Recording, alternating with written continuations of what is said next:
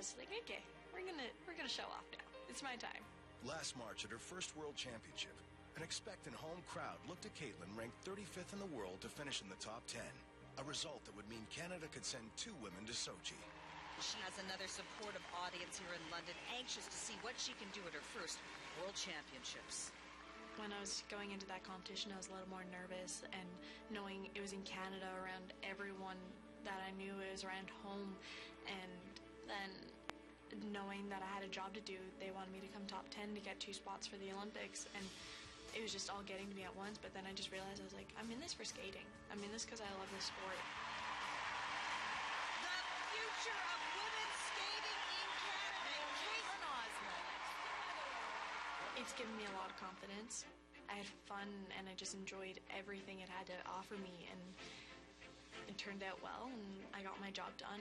So far this year, I feel my training is being more focused, and I get a little bit more frustrated when things aren't going well. And I think that's what the pressure is really right now, is that I want to do well for everyone. And I want to show them again this year what I did last year, and I want the Olympics to go really well for me, and I don't want to be the newbie at the Olympics who gets too overwhelmed with everything going on that the skating becomes too difficult. So far, she's made it look easy, and as she reflects on her success, Osmond says she's ready for the Sochi spotlight. I want to do well and show even more people what I can do.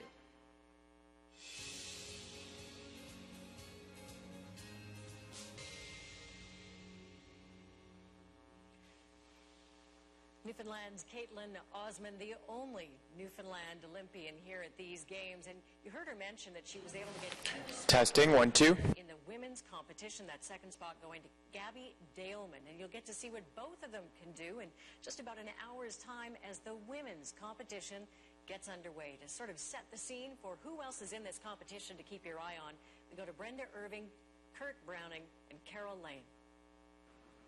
Our next event at the Iceberg Skating Palace is the women's competition, and all the buzz right now is about Yoona Kim of Korea, the reigning Olympic champion, and she's back, and we haven't really seen her since the World Championships last year. Well, by we mean international competition. She's gone out and done a few smaller events so that she could even qualify for the Olympic Games, and she's won a world title 1 year ago.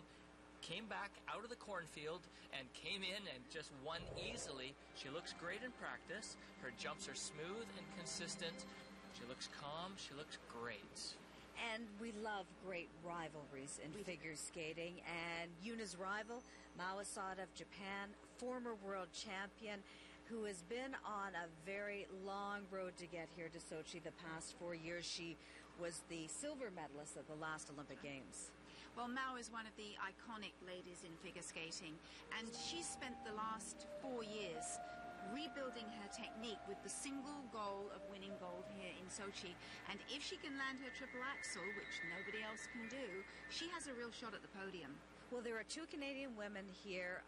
One of them is Caitlin Osmond, and last year she surprised a lot of people by finishing in 8th place at the Worlds. Yeah, and she had a fantastic short program that set her up at those World Championships, and then a terrible year full of injuries, and we really worried about her ability to come to these Olympics, help Team Canada win a medal, which she did. She looked great in that competition. She seems to have her fire and her spark back, and when she has that, she is fun. The judges like her. The other Canadian woman here, Gabby Daleman, and she is just 16 years old. All right, third period action just moments away. Michael Granlund and the Finns with a 3-1 lead, just 20 minutes to go. Russia needs some work to do. Elliot Friedman, Kelly Rudy get a set for the third. That's next. Keep it here. CBC Olympic coverage.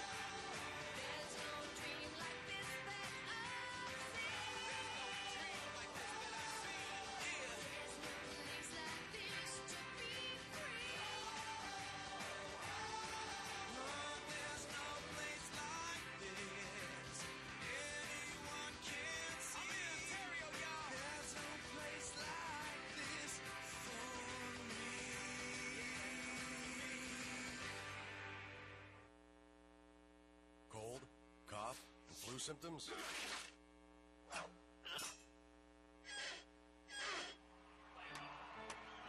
Forget them. Get Benylin Extra Strength, the strength you want. Power is nothing without control. Words we live by.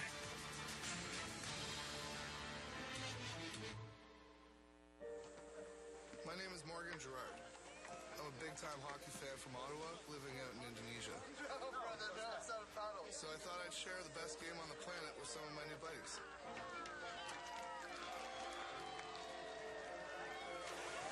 To be honest, even though I'm 15,000 kilometers from home, I've never felt so Canadian.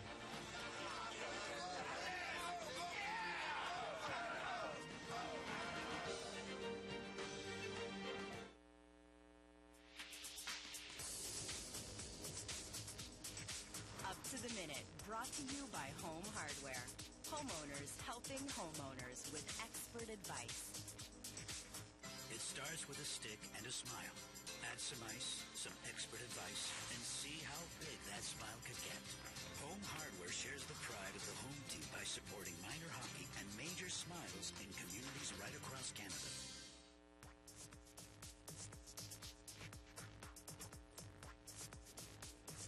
Finland leading after 2 periods with Michael Granlund, and the Minnesota fans are about as excited to see your performance today as the Finnish ones are. Such a huge game for you. Did anyone say anything to you, challenge you today to be the best you could be? Well, we knew this is going to be a big challenge for our team, and for us, and they're a great team, and we just got to be ready the whole game, whole 60 minutes. We have played pretty good first 40 minutes, but we need to keep going. Michael, just to have this performance today, to score the goals that you have, what's it like for you personally? What does it do for you? Well, obviously it's great to score and help my team, and it's just a goal. It doesn't matter who scores as long as you play good and you win games. And now we have a great chance to get this one. Were you guys aware that the Swedish coach had picked the Russians in this game? No. He did it in his press conference. Well, I think a lot of people are picking Russian in this game, but we believe ourselves, and we have last period now, and we just need to keep going. Good luck and thank you. Oh, thank you. Michael Granlund from Finland, the star so far in this game, as Finland leads 3-1 after 2.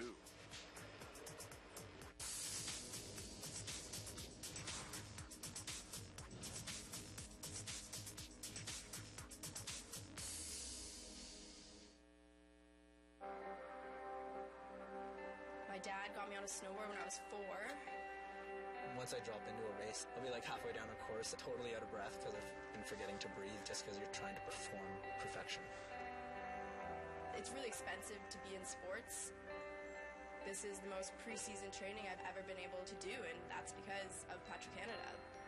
Petro-Canada, fueling the dreams of athletes hoping to one day represent Canada. Visit us on Facebook to see more of their journeys. Whether we love it or just endure it, it's a part of our daily lives. A source of passion, creativity, and ingenuity. A part of our past, present, and future. And it has helped shape who we are. Snow. An exhibition on now at the Canadian Museum of History. Had your furnace repaired recently? Worried about it breaking down again?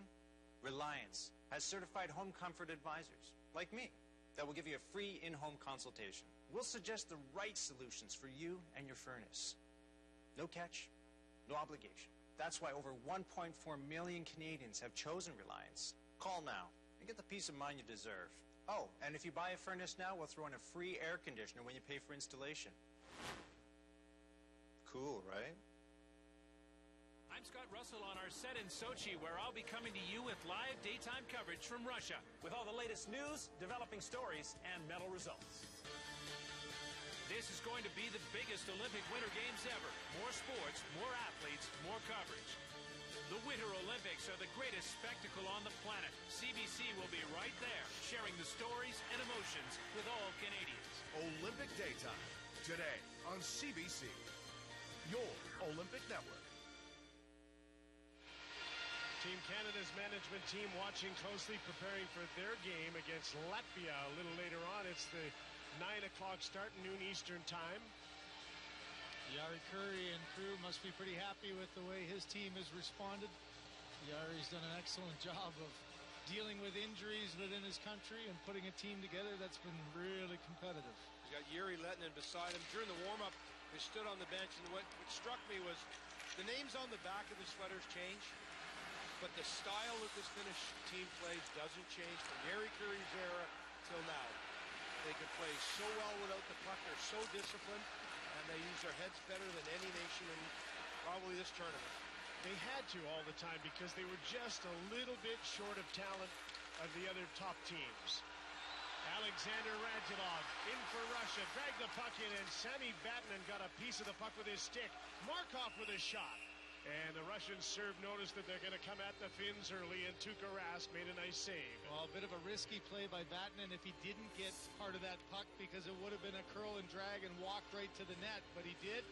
And then, like we've seen so often, a great backup with having a goaltender like Rask in a position to make a save, hold on, get a whistle, settle everything down. All this frantic play as Finland tries to get the right D on. And so they make a change right away, and they don't get set up defensively. Here's Alex Ovechkin with a centering pass. Oli Mata blocked that. Alexander Popov, Medvedev. The other side, one-timer by Yemelin. His stick broke. He's not sure what to do, so he's going to try and freeze the puck, at least long enough so the Finns couldn't get a real break. Olli Jokinen's backhander, Bobrovsky, came in middle of the second period, made the save. Yevgeny Malkin. Ovechkin just onside, takes the pass, still moved it across. Medvedev shot, whistled just wide of the net. Sounded like it got tipped. Oli Mata up the boards, a tip to center. Tuomo Ruutu dumped the puck in. Petri Kontiola. Ford checking on Anton Belov. Kuhlman got hit, but Anisimov gets the puck, and the Russians are back to center. An intended pass to the wing, and Alexander Semin couldn't hold up at the line. He was offside. You get a sense just the urgency, the crowd trying to get their team going, but it's always going through 3 to 5 players. I mean, it really is that structure that you were talking about, Jim and Glenn, is just so evident here in the way that the Finns are defending. Well, this is one of the better lines for Russia offensively in the past 2 games with Semin on the wing now. The problem they have is just the 3 of them, because the back end with Belov and Nikitin, they're not going to create anything with that group. It's 3 against 5. They've really only got 2 guys, and that's Markov and Voinov, and they play together. That are going to create a lot of offense from the back end. Nikitin, Anton Belov. Sammy Lepisto is back off the boards. Lori Korpikoski ties up Anisimov. Nikitin takes the shot, and Rask stopped him. Contact with a goaltender by Anisimov in front. Kuhlman, Semin missed his shot. Cleared away from in front of the goal by the centerman Kontiola. Another shot to the net. Rask makes the save. Finns are under siege again early in the period. Anisimov shot the puck through the blue of the crease. Nikitin. In deep for Alexander Semin against the boards with Sammy Lepisto.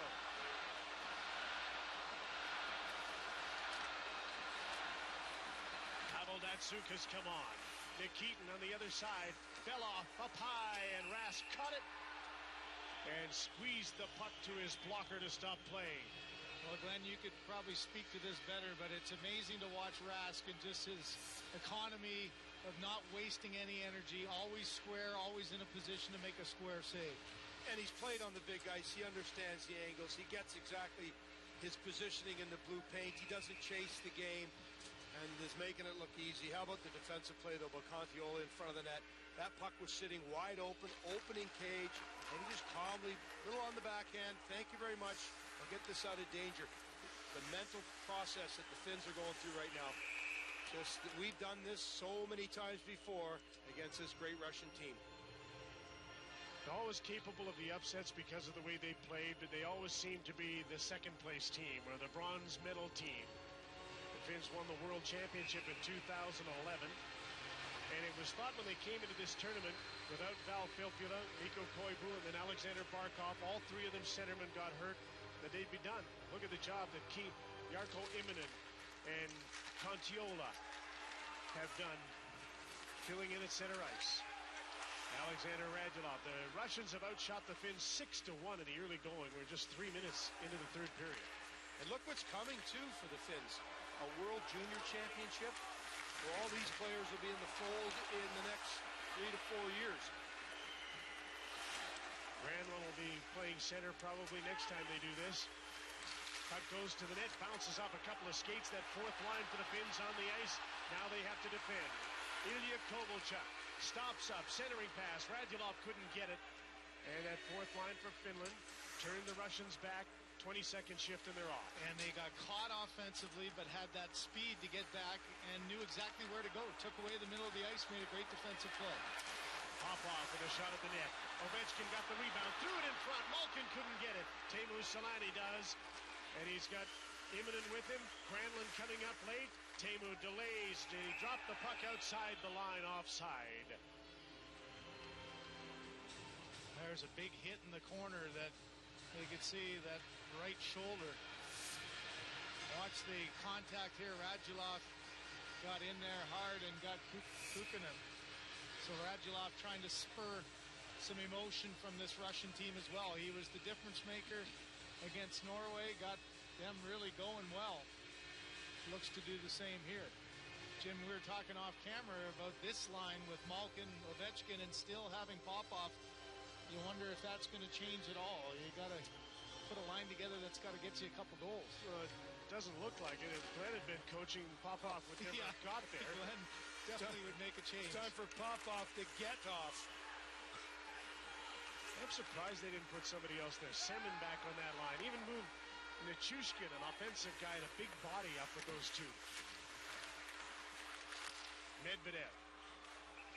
His shot deflected. And I don't know if it's the politics of KHL against NHL or the coach knows him better.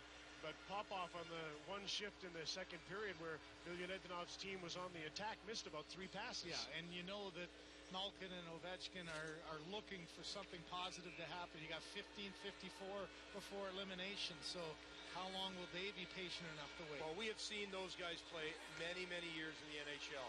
And what are those players like when they get on a line with someone they don't want to play with? Grumpy, and not too happy. They mail it in a big way. And in Washington with Dale Hunter coaching and Ovechkin playing with a number of different line mates, how'd that work out?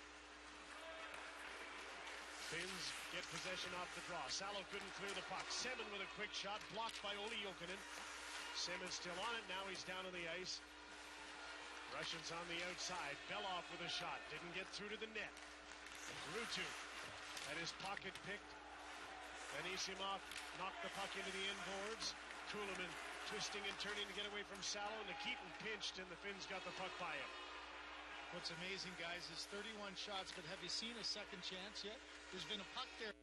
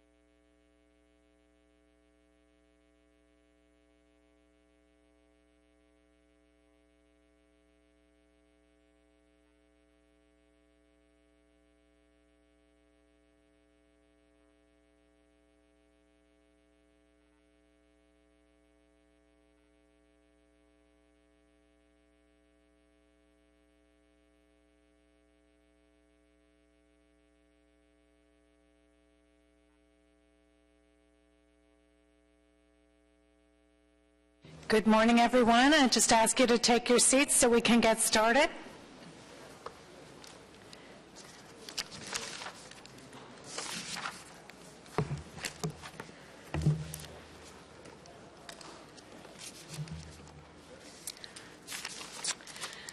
Okay, good morning. Welcome to our first Transit Commission of 2013. We'll start with declarations of interest.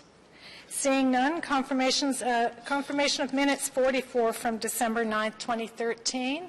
Carried. Communications as listed, petitions as listed on the agenda. Regrets from Commissioners Hobbs and Johnson. So we'll go through the consent agenda first, starting with the Chair's update. We're going to hold that and return to it. Item number 2, update from the General Manager, Transit Services. There is a presentation as well, so we'll hold that and return to it. Item number 3, Transit Safety and Security Services Overview. There is a presentation, so that item will be held.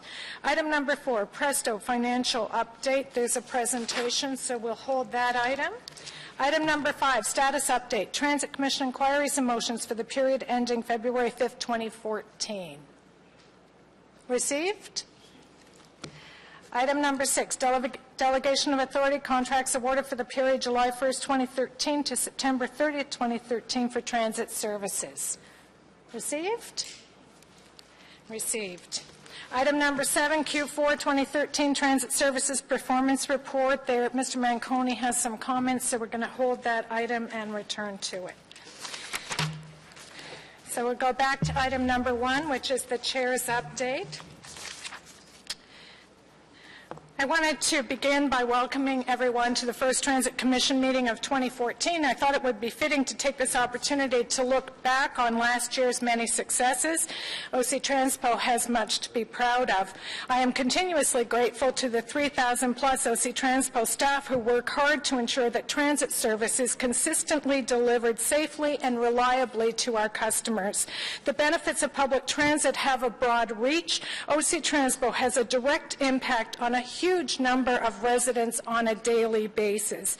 Our extensive route network is comprised of an impressive 5,584 kilometers, which translates into 400,000 customer trips on an average weekday. Not to mention the 11,200 passengers that ride the O-Train daily, and our paratranspo services provide approximately 880,000 passenger trips per year. It's an exciting time in Ottawa for public transit. We are making significant investments in our transit network to continually improve and change the way people move around this city. The City of Ottawa is working toward creating more sustainable, healthy, and vibrant communities, and we believe improving upon public transit is an integral element in achieving that goal. 2013 was a transformative year for OC Transpo. We've been working hard to lay the groundwork for what will be a world-class public transit system, one that continues to be accessible, reliable, efficient, and safe for our existing and our future riders.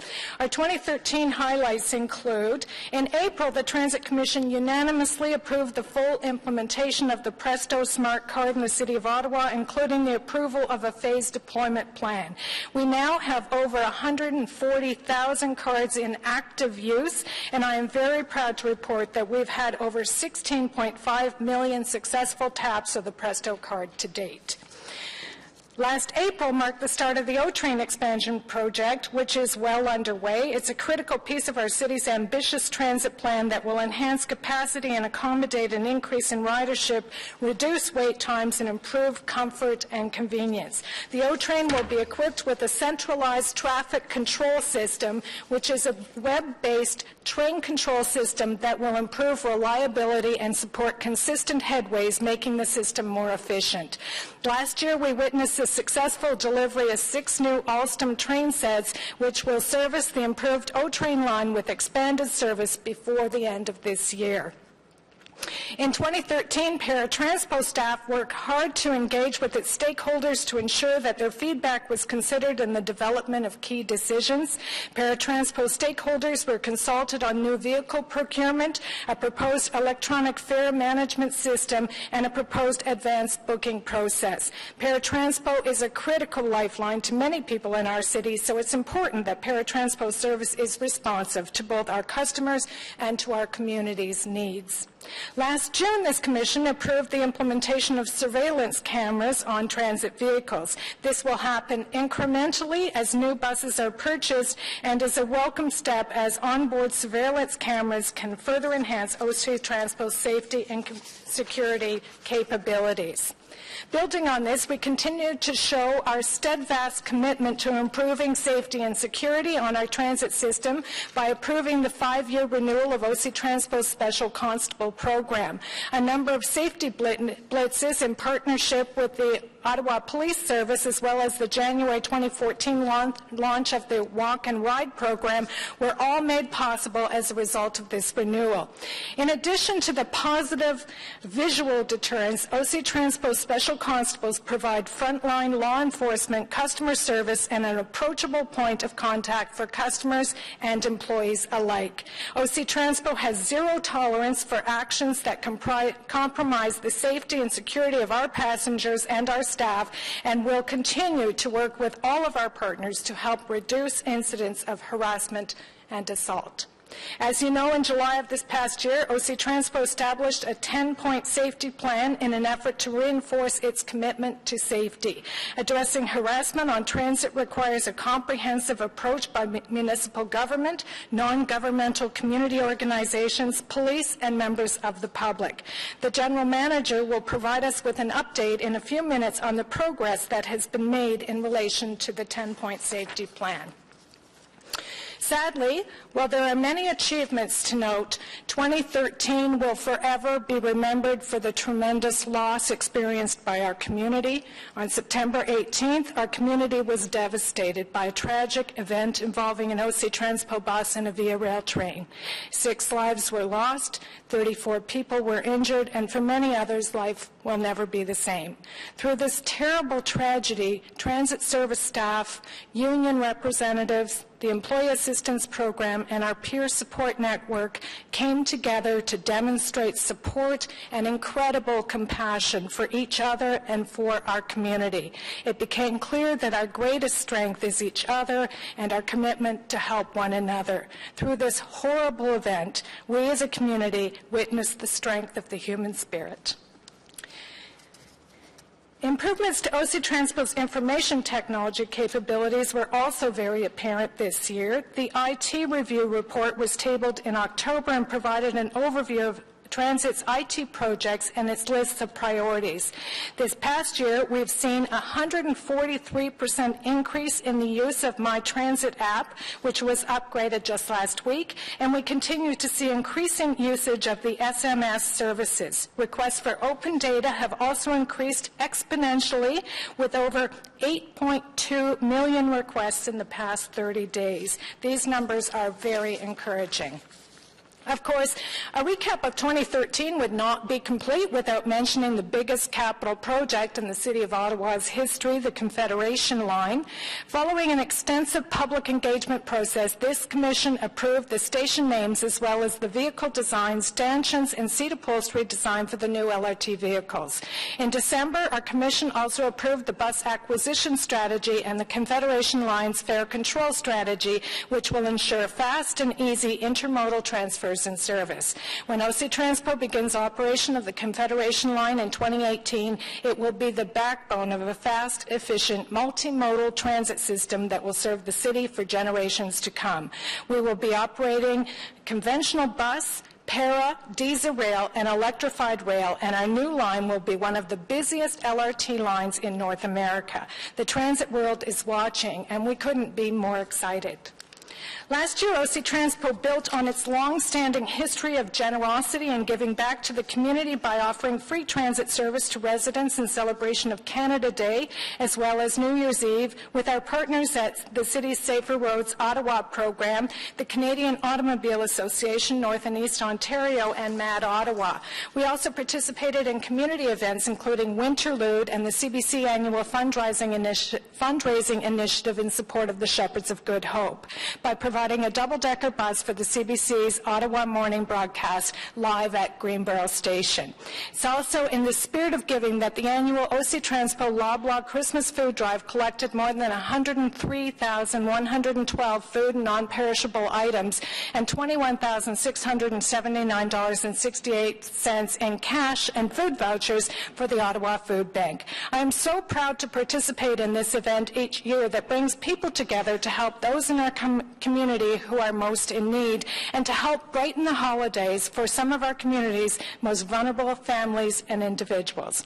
I am proud of all that we have accomplished in 2013, and I look forward to building on this progress together in the year ahead. 2014 will no doubt be another successful year for the Transit Commission and for Transit Services Department, and I look forward to keeping you apprised and informed along the way. And on that note, I would like to share with you a few items that are coming up in March.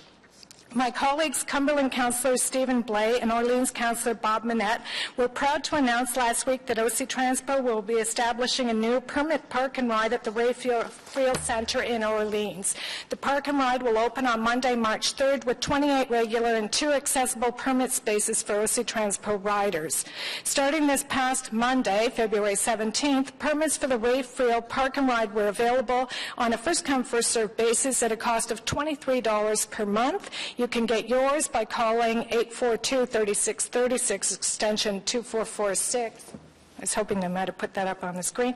The Rayfield Park and Ride builds on our continued commitment to enhance transit services by making it easier and more convenient to take the bus without the worries of parking. Next, I'd like to provide you with an update on the status of the American Public Transit Association peer review. You will recall that included in the 10-point safety plan was a commitment to work with the American Public Transit Association to discuss the feasibility of an independent peer review of OC Transpo's safety and security programs. I am pleased to report that OC Transpo's request has been approved. Representatives from APTA will be joining us in Ottawa from March 18th to the 21st. The ultimate goal is to identify if there are any gaps in OC Transpo's plan and to ensure that we are aware of any other North American safety initiatives that are considered a best practice. We look forward to meeting with the American Public Transit Association representatives to leverage their expertise in our continued effort to strengthen and enhance the safety and security of our transit system. This ends my report. Are there any questions received on the report? Thank you. And now I'd like to ask Mr. Manconi to give us the GM update. Thank you, Madam Chair, and Happy New Year to everyone. Madam Chair, you referenced the 10-point safety plan in your update, and I'd like to take a few moments this morning to give you an update on where we are with respect to the plan. There has been significant progress made over the last few weeks and months. The Night Stop program, the promotion of the program continues to be announced through various channels across our system. And just a reminder that it's the Night Stop programs are locations where there's well-lit shelters and stops where passengers can wait for any bus serving that station along the transitway station. And they're currently available after 9 p.m. Also, Madam Chair, we've implemented the revised Safe Stop program. We've received positive feedback about our Safe Stop program, and it continues to be promoted throughout our system. Just a reminder, it's a program whereby a rider can ask their operator to let them off before or after the bus stop closer to the destination. The key change in this area is that we now start that program at 7 p.m. It used to be at 9 p.m.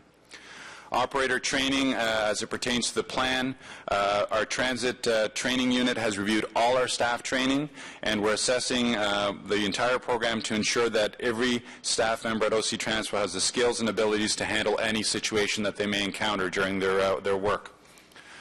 Public awareness campaigns, various modes through print, web, signage, next stop announcements for our safety messaging.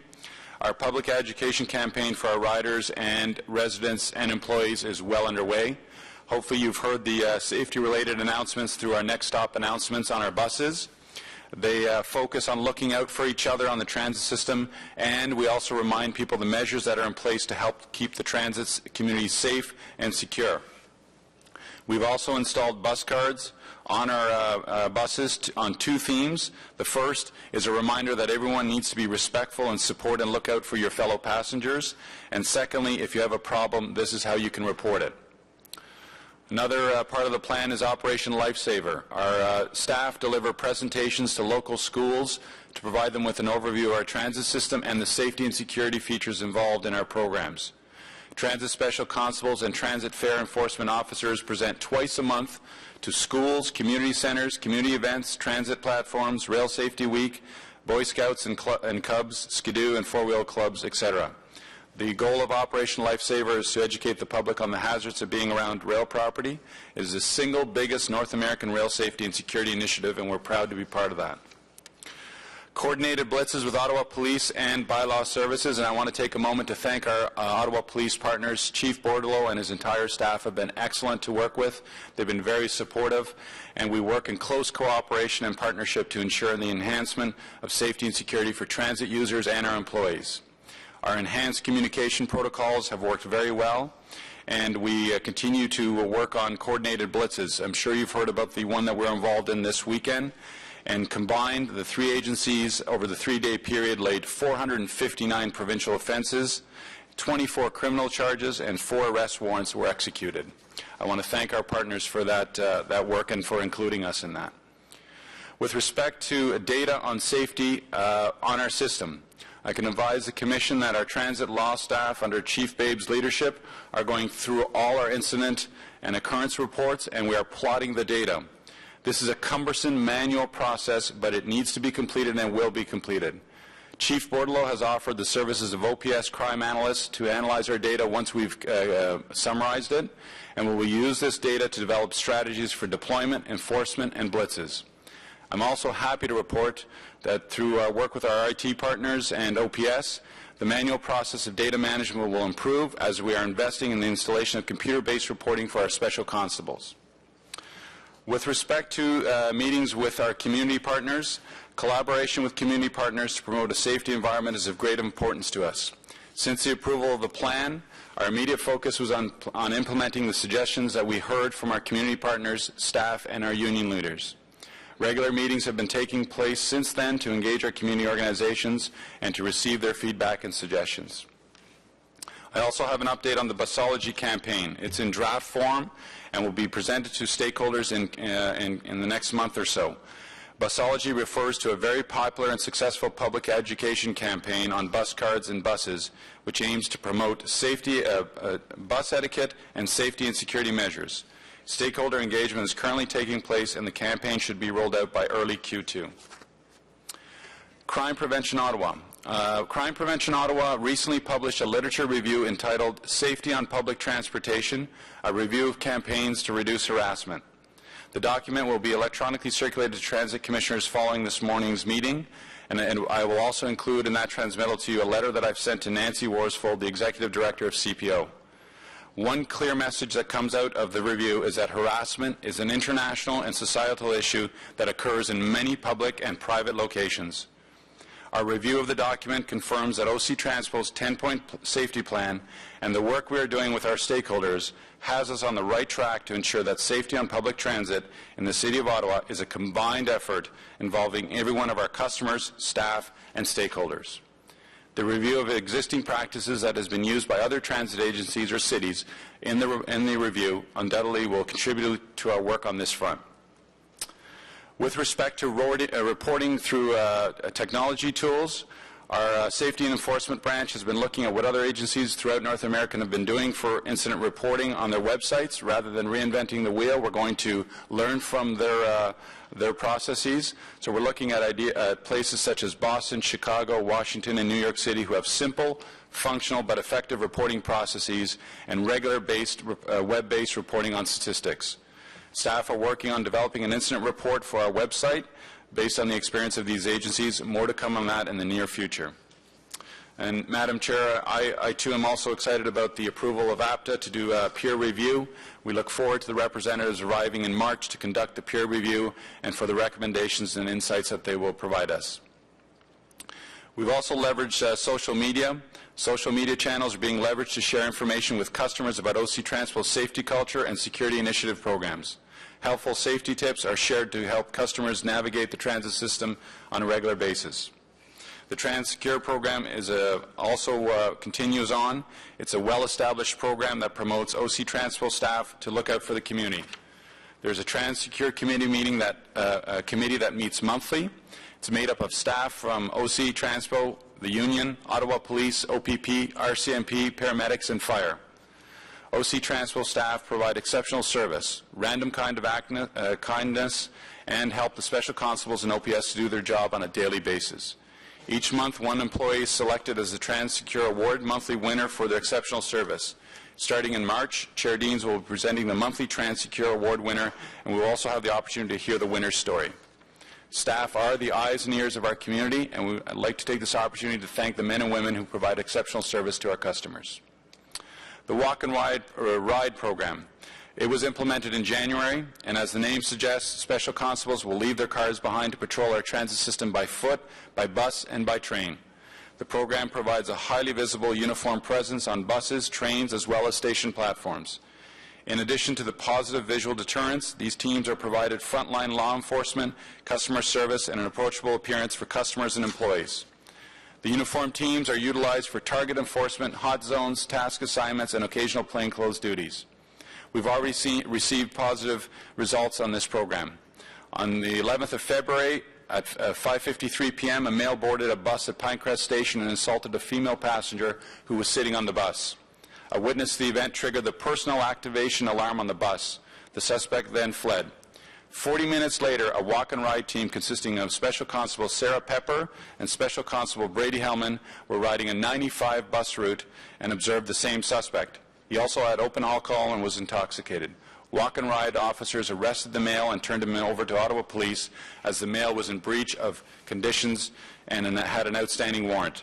This shows the value of having special constables out riding the buses, actively looking out for the safety of our customers and our employees. I would like to thank the special constables for a job well done.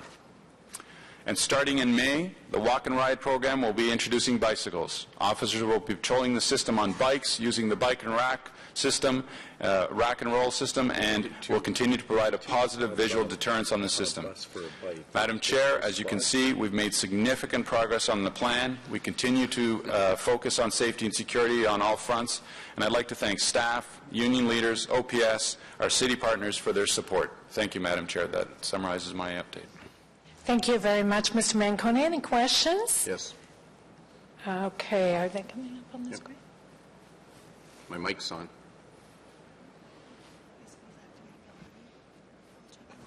Okay, so we'll start with Commissioner Blows. Thank you, Madam Chair. Thank you for that presentation, and I think very both insightful and a great overview.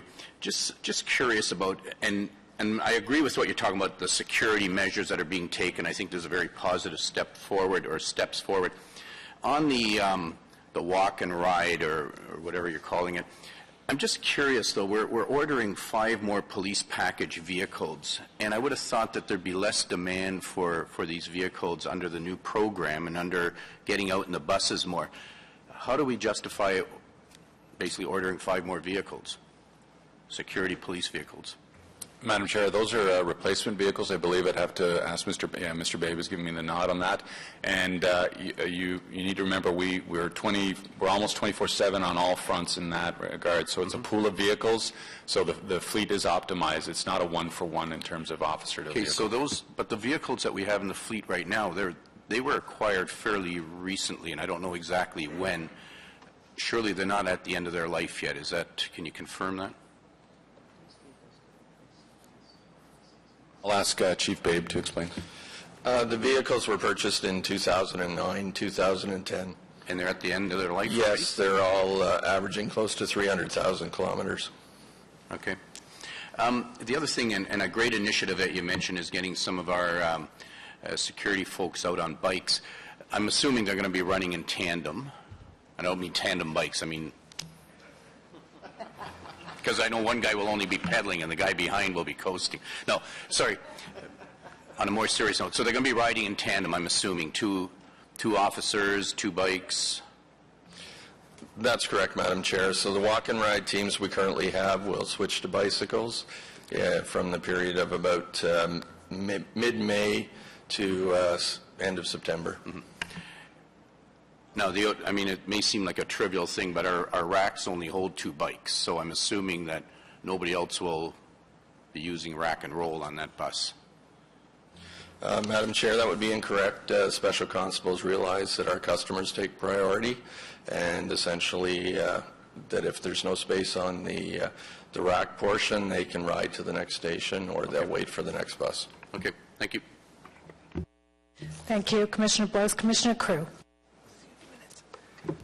Thank you, Madam Chair. Just a couple of questions and comments arising from the report. Recently, I was asked if I thought that safety issues had something to do with the small continued decline in ridership that we've seen.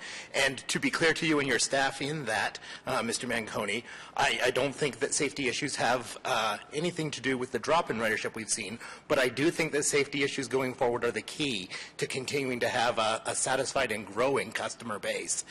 So I'm very happy to see this emphasis on the 10-point safety plan.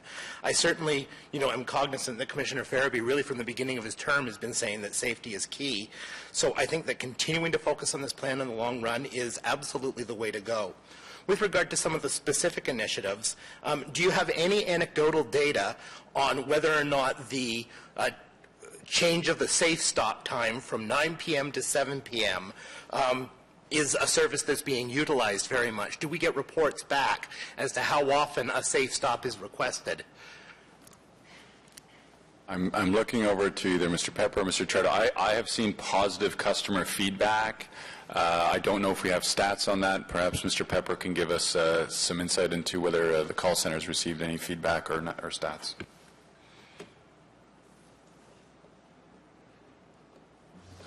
Good morning, Madam Chair. The program itself is under both. We renewed it with the new change, but part of the renewal process also includes some evaluation processes. So we, in fact, are in the midst of developing a way to capture metrics, because with the improvement in the service and the feedback we've been getting anecdotally, we'd like to also have a process to capture that in a way that allows us to have annual compilation of metrics. And so we're exploring a number of different options for that. One is to have the bus operators indicate through a process that they have where they record other things or other mechanisms. So we're in the process of capturing that metric. It isn't available today, which we identified as one of the shortcomings of the ongoing program application, so we're looking to improve that in 2014. And then I guess to follow up on that, I take it that so far we haven't seen any downside to the change of time. I take it that the anecdotal information we're getting has been supportive and positive, and we haven't seen any risk associated with moving the time to 7. No, Madam Chair, it's been very positive. The one downside of the program generally is that there are times when a customer will request a stop in between the 2 designated bus stops, but because of safety issues, the operator will not permit it because of whether it be traffic conditions, road conditions. As we know, even with all the snow now, there can be areas where someone would like to get off, but we leave it and absolutely support our operators to make that final determination on whether it's safe to alight in between stops. Some of the feedback that I received when we introduced the change was that people weren't even aware of the Safe Stop program before, that it used to exist at 9. So I think that one of the benefits to moving the time up to 7 was there was a publicity campaign that came with that change, which informed a whole new generation of users about the service. So are there plans afoot to continue to promote the Safe Stop program and that it's available? Yes, Madam Chair. One of the things we've learned with this safety plan is we need to do a better job of telling people of our programs. We have very, very good programs. We'll wait to see what the after review says, but we need to do a better job of telling people through various means and repeatedly tell your message that these services are available. And yes, we will continue to do more. With regard to the data collection program, I understand that you did say it's being done manually, that it is in fact a painstaking process that's going to take a lot of time. I take it that the safety data that we're catching is both about safety as it relates to criminality, as well as its safety relating to, sort of incidents such as collisions, things like that. Is that accurate, or is it only focusing on safety stemming from potentially criminal actions? Madam Chair, the information we're gleaning is strictly on criminal matters. And I take it that part of what's capturing is a relative index of sort of severity from sort of more minor incidents to more significant assaults and things like that. Madam Chair, we're capturing all criminal activities that have occurred on transit, criminal and Controlled Drugs and Substances Act charges. And when that data is collected, and again, I understand that it will take some time, I trust that it will eventually be presented in some form of report or at least information item to this commission? We're not quite there yet in terms of what we want to report. Our goal is that we want to share our data out there publicly. So we want to move to, and I encourage people to go to Boston's website. They have an interactive website. You can click on any station throughout their system, and their monthly stats pop up in terms of the data that Mr. Babe and his team collect. That's what we want to move to as a web-based reporting out tool, which has been an ask from the community. And certainly we'll share that with the Commission before we proceed. Right, and so the idea is to eventually dial down so people can anybody can access the number of incidents that have occurred and where they've occurred. And then I guess from a Commission point of view and a staff point of view, it will allow you to deploy resources to the areas if there are anywhere we perceive that there are particular difficulties. Correct. Okay. With regard to the collaboration with the community partners, I do understand and have participated in some of the ongoing series of regular meetings. I certainly think it's great for us, as a commission or you as staff to be designing a program. I think that it's vital that we hear about its effectiveness towards the groups that are most affected by it. So I trust that the plan is for the foreseeable future to continue to have those meetings as a feature of the 10-point safety plan with affected community groups. Yes. Okay. And finally, with regard to the statistics coming through Crime Prevention Ottawa, I certainly hear what you're saying about harassment as an international issue. I imagine that this report is probably going to include information on populations that are particularly affected. I'm sure that it's going to show that women are uniquely affected by it. This all corresponds with what we sort of know about sexual harassment and sexual assault on an international scale, and, particularly where you have places where strangers are coming into contact with each other. I'm just wondering from that report, and I recognize the role of the app to review in this, but is there anything that we've seen already that we could be doing at this stage to improve or change what OC Transpo is doing, or are we better off simply waiting for the app to review to find out best practices and see if there's any area that we can institute something that we're not yet doing? Madam Chair, as my update hopefully indicates, we're not waiting. We're actioning on all fronts. Mr. Babe, I can tell you, for an example, in the literature review talks about reporting, and they cite, I think it's Chicago, New York City, and so forth. Mr. Babe's team's already developed a web form that Mr. Delage now has to take and put it through the IT process and get it up on our website, and we have to do it correctly, and that's why these things take time. So we're not waiting. Even if it's 80%, let's do it, and the after review can solidify and tell us if we're on the wrong track. We'll certainly turn things off, but we're not waiting. We're moving forward, and hopefully my update reflects that. Okay, and I guess just following up from that then, I guess the idea, though, is that once we get the web form available, that anybody's going to be able to go on either by name or anonymously and report an incident that's been there. Is that for our purposes solely, or is that information that will be shared with the Ottawa Police Service? It's information that will be shared, but Madam Chair, the delicate part in all this is our legal team needs to guide us on privacy issues, reporting protocols. We are different than the United States, so there's lots of applications out there. We're looking at our Canadian partners, what they have, because I know there's a big trend out there right now to do handheld reporting, instant reporting, and so forth. We've got that on the list. We're very sensitive to the privacy issues and the protocols that we need to put in place. You've foreseen kind of where I was going with my question. I'm very interested to see these initiatives moving forward. Thank you, Madam Chair. Thank you, Commissioner Crew. Commissioner Tierney. Great. Thank you, Madam Chair. And thank you, John. I like where we're going on the IT front. I think that makes a lot of sense. Mine's not more specific on the IT side, but just general observations with boots on the ground. I like where we're going with that. Having people in the stations. Cameras aren't scary. People don't run from cameras. When they see people in uniform, that is a deterrent in my mind. How many more officers are actually out at stations right now, like Baseline and Blair, for example? Those are the two. Are they, like, for example, a Tuesday night movie gets out of Silver City, lots of kids out there. It could be a bit of a zoo, people getting on the buses. Could I expect to find special agents out there 10 o'clock on a Tuesday night? Madam Chair, we deploy, of course, based on what's occurring with the walk and ride team for things like was just suggested, where we know that every Tuesday night at 10 o'clock, if there's a large crowd at Blair, a walk and ride team would be there to help facilitate their smooth movement from the movie theaters to the buses and speed them on their way. And out of all this, so back to the original question, yourself, do you think that having boots on the ground, and obviously there's a cost to that, and it's something, if we have to make a decision in the future, I think that's something that should come back to this commission if we decide we need more security.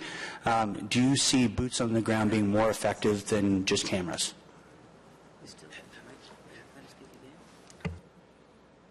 Madam Chair, I do agree that you can't replace an officer with a camera.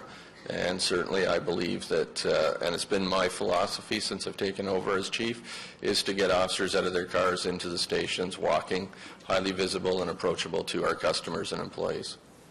Great. Thank you for that, Madam Chair. Thank you, Commissioner Tierney. Commissioner Cadre.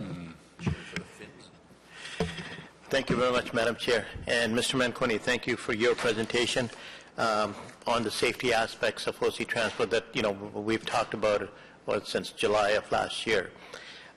Just coming back to a couple of questions regarding safety or safe drop-off spots. Who determines what is a safe drop-off spot? Is it the rider? Is it the bus driver? Is it the OC Transport because there's a set of lights there? What constitute a safe drop-off spot? Madam Chair, it's the operator. So the passenger makes the request. The operators are trained in terms of where to stop buses. And the best example is they don't want to block off an intersection, so they'll say, I can't drop you off at that driveway, but I can move up a couple hundred yards and so forth. So they're trained in picking the right spot. The operator does that in dialogue with the customer. So it's not me as a rider picking a closer spot to walk home from a distance perspective. It is actually based on somebody's criteria as to what constitutes a safe spot. It's a request, and then the operator, based on the request, assesses that, and we have nothing to indicate that anybody's suggesting other than this is for my safety and security. I feel more comfortable being dropped off here. Thank you for that.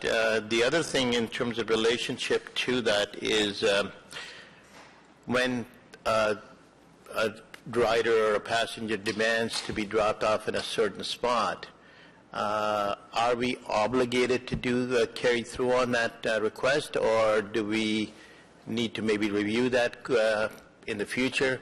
What I'm getting at is if I say to you, well, I want to be dropped off at this bus stop in the middle between these two bus stops, and for whatever reason the driver or the operator insists or does not see a safety issue there or does see a safety concern, he chooses not to drop the passenger off at that point.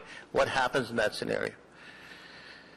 Madam Chair, Mr. Pepper alluded to one of the things we're doing with this is we're going to do some assessment on, we're trying to figure out how we can report how many of these requests we have, and we're going to get Mr. Charter and his team to get some operators in to give us feedback on what are the issues and things like that. Plus, we're also encouraging our operators, if there's any any part of the requests that aren't working well to let us know. And so to my knowledge, nothing's been elevated to myself, but the review that Mr. Pepper talked about will certainly flush out any of those issues.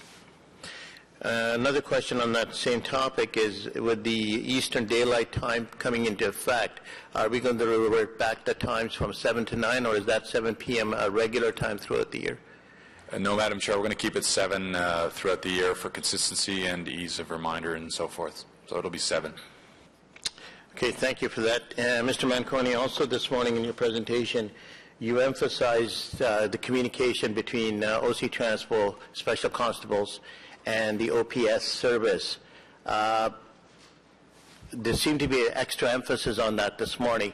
Was there a lag in communication at any point in the past between the two services? No, Madam Chair, what happened when I took on this role, and Chief Bordelot, I think, was around the exact same time, we had a good discussion about the Special Constable program. I wanted to know his thoughts and feelings on that, and my office and his office collaborated together to make sure that the communication systems were integrated. They issue a lot of media advisories throughout the day, and one of the requests from this, from the Transit Commission, was that you be informed of certain instances and issues that are occurring, hence the additional updates that you're getting. That's because my office is in constant contact with the Chiefs Media's group and the communications group, so that it's very tight, and it's just one of, we want to work together and ensure that we both have the same information and can help each other out. Thank you, John, or Mr. Manconi, and I do appreciate that communication between the two services. I think it's important because at one point, I think in the community, there may have been a suggestion that the two services were not communicating or not communicating properly at the time. So I'm happy to hear that this morning, that those communication channels are fully open and, are in practice at all times. Coming back to your mention of other partners in the community that you've been working with on this 10-point safety plan, I'm happy to hear that because if you need to work with partners that are close at hand, like Crime Prevention Ottawa that you mentioned this morning, I think that's a key to OC Transport to say, look, I don't need to go beyond my own area. Let's investigate those areas first. And I think Crime Prevention Ottawa has been a good partner with you on this plan, and I encourage you to continue to work with CPO as I encourage CPO to continue to work with OC Transpo. Thank you. Thank you, Madam Chair. Thank you, Commissioner Cadre. Commissioner Wilkinson.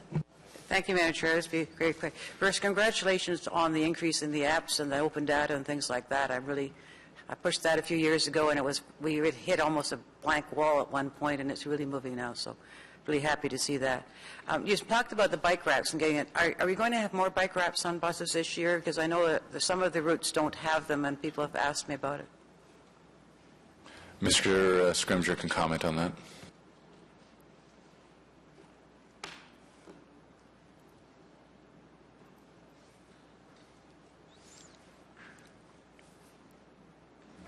Madam Chair, all of the new buses that we've bought in recent years have come with bike racks, and so there's more bike racks in service and on the road every day than there have ever been before.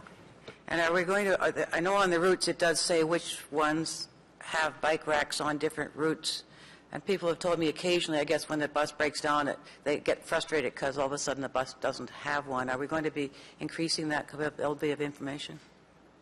Madam Chair, because the buses that we bought in recent years, which have all come with bike racks, have all been high-capacity buses, that is the case on transitway routes and on mainline routes during rush hours. At other times of the day, only some of the 40-foot buses have bike racks and others do not. So if one of those breaks down and the nearest bus to put into service to replace it doesn't have a bike rack, then sometimes it can happen that a bus that was advertised as having a bike rack on a smaller route that runs with 40-foot buses sometimes isn't able to have it. And so, because we haven't bought any more 40-foot buses in recent years, that ratio between which ones have bike racks and which ones don't remains the same. I take it over time, if all new buses come with them, eventually we'll have them on all buses. Yes, assuming that that's our standard the next time that we buy 40-foot buses. That's not something we'll be buying any of very soon, and probably will reflect on all of our policies related to how we handle bicycles as the Confederation line opens. I think it'd be useful to do that because we're trying to push more people to use bikes, and if we don't have them on the buses, it sort of puts a little dent in the system. The evening drop-offs, people tell me they like that, but I have complaints from some people that their problem is that they don't have any bus routes. And at 11 o'clock at night, walking for 20 or 30 minutes after in the dark to get to home because if the system is so far, it makes it, they tell me they're afraid. Is there any possibility of looking in the next time we do some routes that in some of those areas which are have long distances to a bus because we haven't increased our bus routes for many years now that we've had new growth, that at least at night maybe they could have some extensions on the existing routes or something that would enable a little bit safer. And it's not large numbers of people, but it is a safety issue. Madam Chair, Commissioner Wilkinson's opening up a very important question. This is about expansion of service in terms of significant costs to it. I think some of the work you've done in optimization addressed some of those issues. Happy to sit down, as we've done in the past, talk about some opportunities in terms of how to expand within the current envelope and our current parameters of 4 times a year, but just being very direct in that there's limited, you recall the budget that you've just approved, there is no money for additional service other than maintain the limited growth areas, growth stuff that we have. So it's a loaded question, I guess, is my feedback to you in terms of expansion of service. We're going to open up a whole bunch of different issues. So I understand the question, but we'd have to understand it a little bit deeper to know the specifics. Well, Madam Chair, I think it's not really expansion of routes.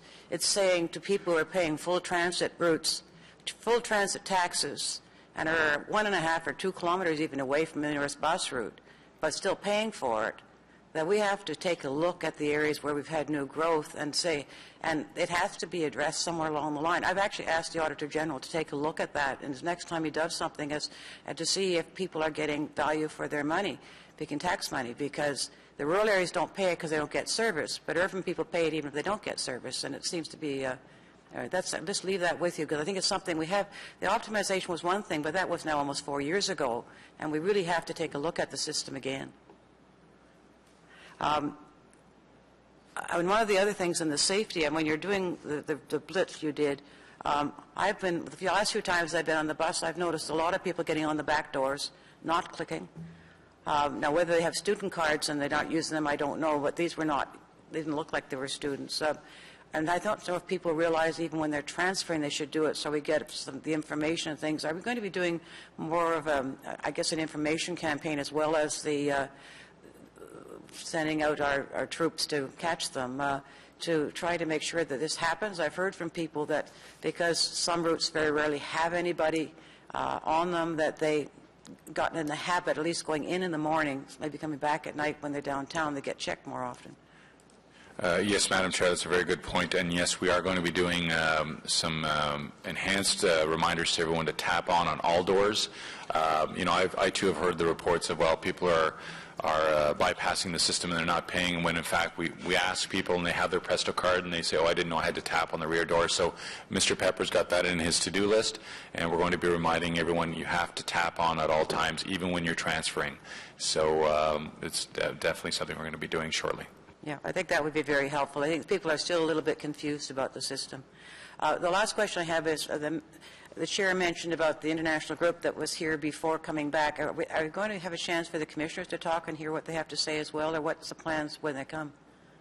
Mr. Babe just received the approval from them, so they're going to be giving us, it's their process, so they prescribe that to us. We will certainly give them our feedback in terms of what the touch point with the Transit Commission is going to be.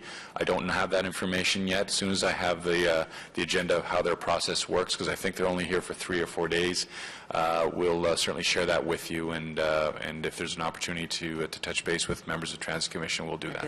When they were here last time, they did, and I found it useful information to hear what they had to say directly. Thank you, Madam Chair. Thank you, Commissioner Wilkinson. Seeing no further questions received on the report? Received. Okay, the next item on the agenda, item number 3, Transit Safety and Security Services Overview. Mr. Manconi, I'm going to turn it over to you. Thank you, Madam Chair. Madam Chair, in our work on the safety and security initiatives, what I've recognized is that we have some great programs that, again, we don't necessarily share with everyone, and so I've asked Mr. Babe to put together an overview of his portfolio. So he's going to walk you through this presentation, and hopefully you find it useful. And by way of background, Mr. Babe is a former police officer. He is a chief with OC Transpo. He's been doing some very good work, and he has a great team behind him that understands the vision in terms of safety and security on all fronts with OC Transpo and our broader community. I'll turn it over to Mr. Babe. Thank you, Madam Chair. It's a great honor for me to give you this overview of my department and show you some of the fine work that it does. Start off with our values for our department. It's to adhere to the principles of the Canadian Charter of Rights and Freedoms, to provide a fair, unbiased, and professional service to the community we serve, to treat all victims of crime with compassion and understanding, to be approachable, courteous, and open at all times, to acknowledge and respect the diversity of cultures which form the City of Ottawa, and to maintain the highest ethical and professional standards. Each member of the Transit Safety and Enforcement Services lives by this set of values. So we utilize a number of techniques to create a safe transit system. Special constables patrol in vehicles, and special constables patrol in zones. So they're assigned a zone and for the mobile patrol, and that encompasses both uniformed and plainclothes officers, and they're patrolling 24/7, 365 days a year. We also have communications officers who are doing proactive surveillance patrols of the stations with the CCTV camera system, and currently we have over 400 cameras within the system. We also do coordinated blitzes with our partners at the Ottawa Police Service, and we do a number of these each year, and as you could tell by Mr. Manconi's update, they are very successful when they're done. As well, we've instituted the Walk and Ride program, which is highly visible uniformed special constables who are out on foot, riding buses, trains, and patrolling the stations. And as I said earlier in my questions, come May, the Walk and Ride program will become the Bike and Ride program. Special constables provide a valuable service to the City of Ottawa by helping to protect OC Transpo's customers, employees, and property. They have the power of a police officer on or in relation to transit-related properties and assets. They have the authority to enforce the Criminal Code of Canada, the Controlled Drugs and Substances Act, the Liquor License Act, Safe Streets Act, Trespass to Property Act, and the Transit Bylaw. We also work in close partnership with other City of Ottawa departments, public safety agencies, and community service groups. And we provide a prompt and professional service, and we educate the public about transit safety and enforcement practices through a variety of measures. So the role of a transit special constable is to patrol the transitway stations, the transitway bus-only roadways, and the O-train. This is done in combination of mobile and foot patrols, proactive and reactive response, and I can tell the Commission that in 2013 we responded to over 20,000 calls for service. We enforce provincial, municipal, and federal legislation. We inspect and enforce the fare. We enforce parking and bylaw infractions, and we educate our employees and the public on safe practices.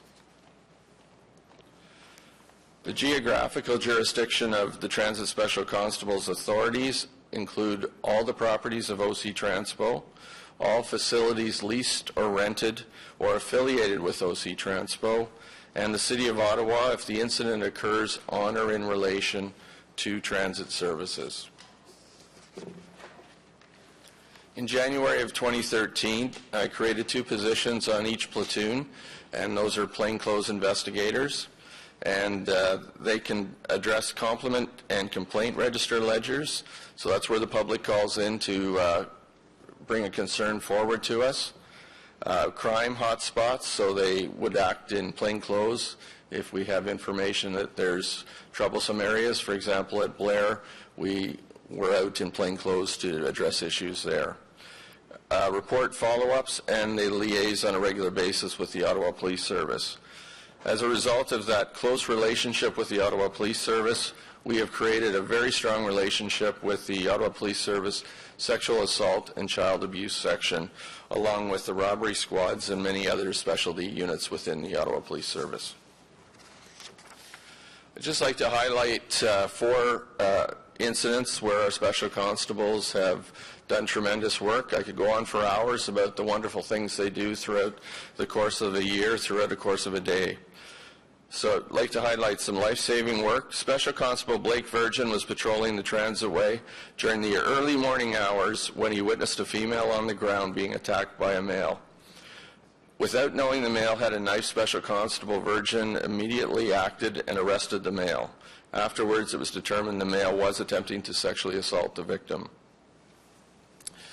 In midsummer, an OC Transpo bus operator exited the Tim Hortons on Rideau Street. He was approached by a group of youths and then assaulted by the youths by being punched in the face. Special Constable Sean Rickman and Chris Villeneuve attended the scene, and thanks to very good investigative work on scene, were able to get really good descriptions of the suspects. And 2 hours later, in the west end of the city, special constables were able to arrest those individuals that were responsible for that assault on the operator. In late October, a motorist flagged down Special Constables Evan Bates and Melissa Grew, who were driving on Saint Laurent Boulevard. Excuse me. A suicidal female was straddling the railing over top the Via Railroad tracks. Special Constable Bates and Grew negotiated with the female and were able to convince her to step down from the railing and got her to a place of safety with the Ottawa Police Service. And in November, Special Constables received a call of an assault on a bus that involved the spraying of a noxious substance which was believed to be pepper spray.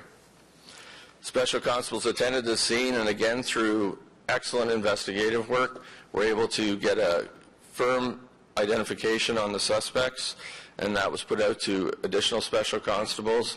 Special Constable Elaine Charlebois, who was out on patrol, observed the 2 suspects on Mackenzie King Bridge, which was some distance from the initial crime scene, and was able to make an arrest, and he was able to obtain the evidence in the noxious substance.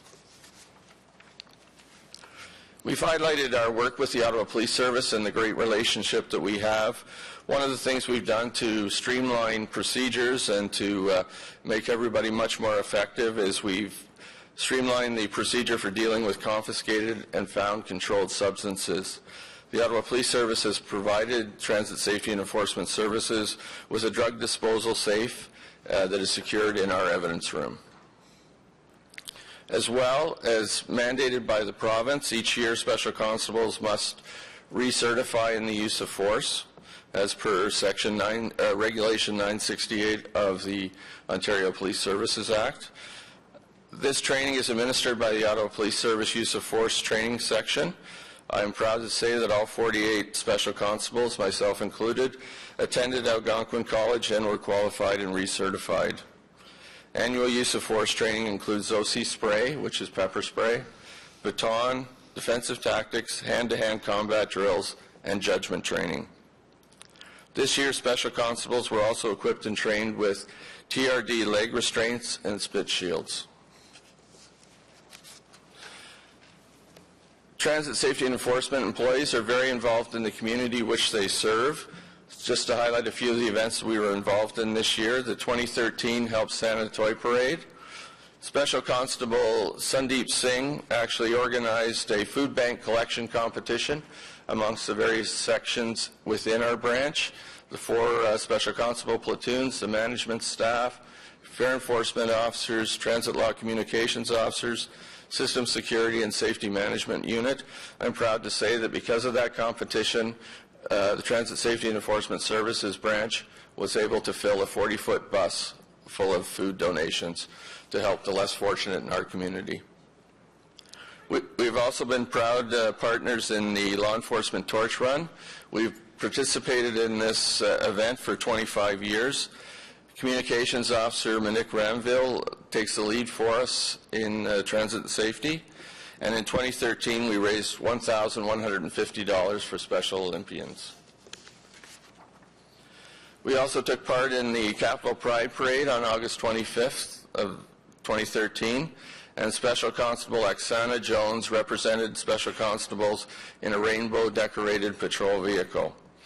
Superintendent James McIntyre represents OC Transpo on the Ottawa Police Service GLBT Liaison Committee, which meets once a month. We also have a very vibrant school liaison program that is headed up by Sergeant Peter Nesbitt. 9 special constables make up the school liaison program. And as you can see by the photo, Special Constable Renee Matthew was out speaking to a grade school class of kindergarten students along with grade 1s. Officers provide services related to transit safety and enforcement services inside and outside the school. We work with the Ottawa Police Service school resource officers, as well as the principals, teachers, and vice principals. In 2013, an honor guard was formed to represent our department with pride at funerals, community events, and various community outreach events. Proud to say that Transit Safety and Enforcement Services hosted 25 Go Transit constables at this year's Canadian Police and Peace Officer Memorial, which is held the last Sunday of September each year. And it's the first time in history that Transit as a group marched as a block within the Canadian Police and Peace Officer Memorial. As well, earlier in the year, Special Constables marched at the funeral for Police Constable Stephen Derry of the Kativik Regional Police Service. And that's just some photos showing the pride of which OC Transpo Special Constables exhibited themselves within that day. Transit Law Communication Centers is the hub of the Transit Safety and Enforcement Services. Officers are divided into 3 roles, which include call taker, dispatcher, and CCTV operator. Transit Safety and Enforcement Services is recognized as a authorized CPIC Level 2A agency, which is the highest level of CPIC agency you can get without being a police service. We also have access to the Ottawa Police Service in-house records, so when we're dealing with individuals, we can not only run them on the Canadian Police Information Centre system, we also are able to run them on the Ottawa Police Service in-house system as well. So the role of a communications center, some of the safety features that feed into the comm center, and I do want to point out that the communications center runs 24 hours a day, 7 days a week, 365 days a year. All the emergency phones that are in the stations, which are those yellow boxes that a person can depress for help, feeds right into the communications center. All the Bell pay phones at both transit stations and the park and ride lots have a button on the phone free of charge that connects the caller to the Transit Law Communications Center. All the 400 camera feeds feed into that location as well and are monitored on a regular basis, as well as alarms, the duress alarms on buses, elevator alarms, building automation alarms, fire alarms, etc. for OC Transpo properties. And the Ottawa Police Service, there's a great relationship between the two communications center. Any call that goes into Ottawa Police relating to transit, the Ottawa Police Service notifies Transit Safety and Enforcement Services through the Communications Center. I'd like to point out that all the Ottawa Police Service communications officers themselves have done a job shadow with Transit Safety and Enforcement communications officers. The Transit Fare Enforcement officers preserve the integrity of the fare system. They monitor proof and payment routes for fare compliance through identified high traffic areas, and instituted new and updated training for them. We've given them training in customer service, Presto, and the handheld card readers, along with some other areas that, to update them, their training, to make them a much more professional organization and unit. The Safety Management Unit is Transit Safety Enforcement Services linked to the Office of Emergency Management. They act as duty officers, assist with the health and safety committees. As part of their role as duty officers within the Office of Emergency Management, it's their responsibility to ensure that staff get trained in incident management training. And I'm pleased to say that all 48 special constables, along with the 3 members of the Safety Management Unit, have all received IMS 100 training. All management and team leaders within Transit Safety Enforcement Services have taken IMS 200. Several from the management ranks have taken IMS 300. As part of their goal, we participate in yearly exercises, both as part of Intersect as well as part of Transport Canada. To highlight some of the exercises we did this year: suspicious package tabletop, a cyber attack tabletop with public safety through Intersect, flood tabletop with public safety through Intersect, chemical, biological, radiological, and nuclear field exercise with the RCMP at Walkley Train Yards, and a Dow's Lake Tunnel exercise with the Ottawa Fire Service. Again, to highlight the great relationship we have with the Ottawa Police Service.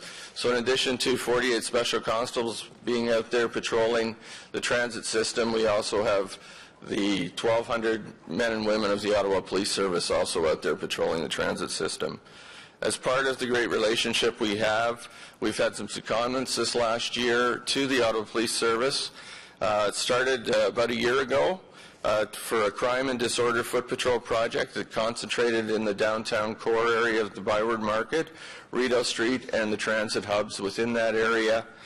And it was a joint project with the Ottawa Police Service, City of Ottawa Bylaw Services, and the Transit Special Constables. It's a month-long project, and 1 special constable was seconded.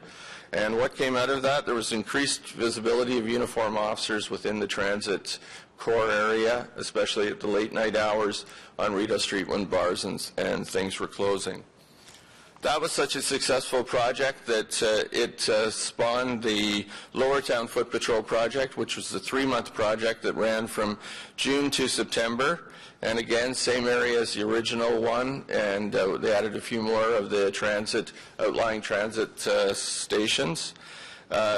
There were 3 special constables seconded, each for a month at a time, and again, it increased visibility. There were numerous charges laid, and it certainly showed a visible presence, and the fact that Ottawa Police and the transit special constables work together on a regular basis. And finally, the Ottawa Police Direct Action Response Team formed a project under the purview of the Guns and Gangs section of the Ottawa Police Service, where we had 1 special constable seconded, and it addressed gang issues within the transit system to see what gang members were using the transit system, to let them know that special constables in the Ottawa Police Service worked hand in hand, and that we were out there gathering intelligence, and that bad behavior wouldn't be tolerated on our transit system. Our system security section helps to install, maintain, and service over 400 CCTV cameras and equipment. They also maintain video requests and the video management software. So anytime an incident occurs at a station where we have CCTV footage of it, this is a section that arranges with our communications officers to ensure that the evidence is burned onto disks and the evidentiary chain of evidence is followed correctly. They administer and maintain over 100 channels of the transit voice recording system for all transit radios and designated telephone lines. They administer all access control for transit services, and they liaise on a regular basis with corporate security. They maintain the emergency phone system and transit law radios, and they also assist with SEPTED audits as it relates to camera placement, placement of emergency phones, etc. That, Madam Chair, is an overview of our department. Thank you. Thank you, Chief Babe, for a very comprehensive and excellent presentation. We appreciate it. Are there any questions? Starting with Commissioner Wilkinson. Thank you, Madam Chair. Just briefly, first, thank you. That's a very comprehensive report, and it gave me a much better understanding of what you're doing with the special constables that I didn't have before, and I really appreciate seeing it. One of the things that one of the public has mentioned to me that was just an idea I wanted to pass on is when you're doing the checking, the two constables tend to get on at the front door, and when it's an articulated bus, some of the people immediately get off the back door when they see them coming. It was suggested maybe they should be getting on the back doors, or at least waiting until it's almost ready to leave so that people can't do that, because there seem to be people that they think they're people that didn't pay the fare. I don't know if they are or not, but it's just an idea, just passing it on to you.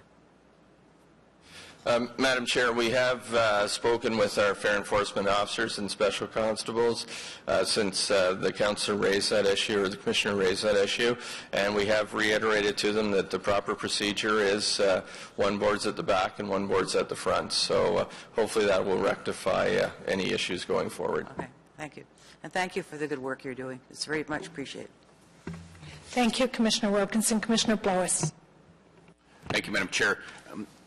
Just like Councillor Wilkinson said, I think there's far more to the presentation, and I think what you've shown us is how much is behind the scenes and how much, what else goes on that we don't see. Somebody like me just sees the tip of the iceberg. You mentioned about, the camera feeds. You looked at all the different communications that come from various stations, and you have a lot of properties to cover. And you might not want to answer this, but in terms of response times, and you have some hot spots I think you identified earlier when Councillor Tierney mentioned Blair Station, for instance. And I'm almost hesitant to ask this in public, like what the response time would be and the kind of monitoring that takes place over cameras, because we know you have cameras there, you have cameras in the overpass, and yet incidents still happen. And I'm just wondering if I would have thought the cameras would be more of a deterrent, but yet they don't seem to have the impact on people who are perpetrators. And I'm just wondering if part of that might be slower response times than what someone like me would expect. And I appreciate if you're hesitant to respond on this.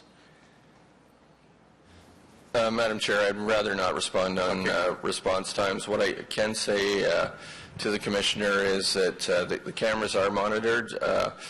As everything within the public, once you get used to something, you tend to forget it's there. They are actively monitored. The communications officers that do monitor CCTV footage are very good at what they do. They know where the hot spots are, and they conduct those proactive patrols, and we do respond as quickly as possible to an incident. If we know that a special constable is a distance away, as I say, we have a great working relationship with our partners at the Ottawa Police Service, and the Ottawa Police Service is dispatched so that whichever resource can get there quickest, that is the one that is dispatched. And I think that message, even from our end, we need to reinforce that message that it's not just because you are stretched out. As I said at the beginning, there are a lot of properties that you're trying to monitor and cover, and I think that message needs to keep going out from all of us around this table. So thank you. Madam Chair, if I could, I'd just like to add a couple points to that, because it's a very important point. The other thing we need to remind ourselves is we have an integrated team out there, so we have supervisors also that are either stationary or in cars throughout the entire system, so they're part of the response. And there are, again, not for public consumption, but Mr. Babe has strict protocols on response procedures, and so there is, if someone hits the red alarm on the buses, it's everyone on deck is out to that scene and so forth. So there's protocols within that. OPS are part of that response, and our supervisors do a great job of also being responders to incidents. Thank you, Commissioner Blowis. Commissioner Crew. Thank you, Madam Chair. For the Chief, kind of picking up on some of what Councillor Blowis was hinting at the end there, in addition to the existing cameras that we've got in stations, this Commission has recently approved that there will be cameras in all new bus purchases going forward, and we've delegated authority for the purchase of additional buses as are needed to implement or as are needed for the implementation of the LRT. What I'm wondering about is, does the communication center as it exists now have the existing capacity to also handle the feeds from those buses once we start getting buses with cameras? Given that we don't have them yet, it may be speculative at this stage, or you may have already investigated this issue. Madam Chair, with the new buses that are procured with the camera system on board, what the Commission approved with regards to the type of camera system is it will only feed into our communication center if an alarm is tripped or an operator trips an event switch, so if something's happening on the bus, it'll trigger in, and that feed will then go into the Transit Law Communications Center, so it won't be that they'll be monitored 24/7. It'll only be as an event occurs on a bus and it's triggered. And I gather that, therefore, since it will be event-based, that your existing staff, with regard to CCTV operators and people monitoring them, that the staff capacity will also be sufficient, as we eventually move towards having a fleet, that is equipped with cameras. That is correct, Madam Chair. Okay. Thank you. Those are my questions. Thank you. Commissioner Crew, Commissioner Tierney.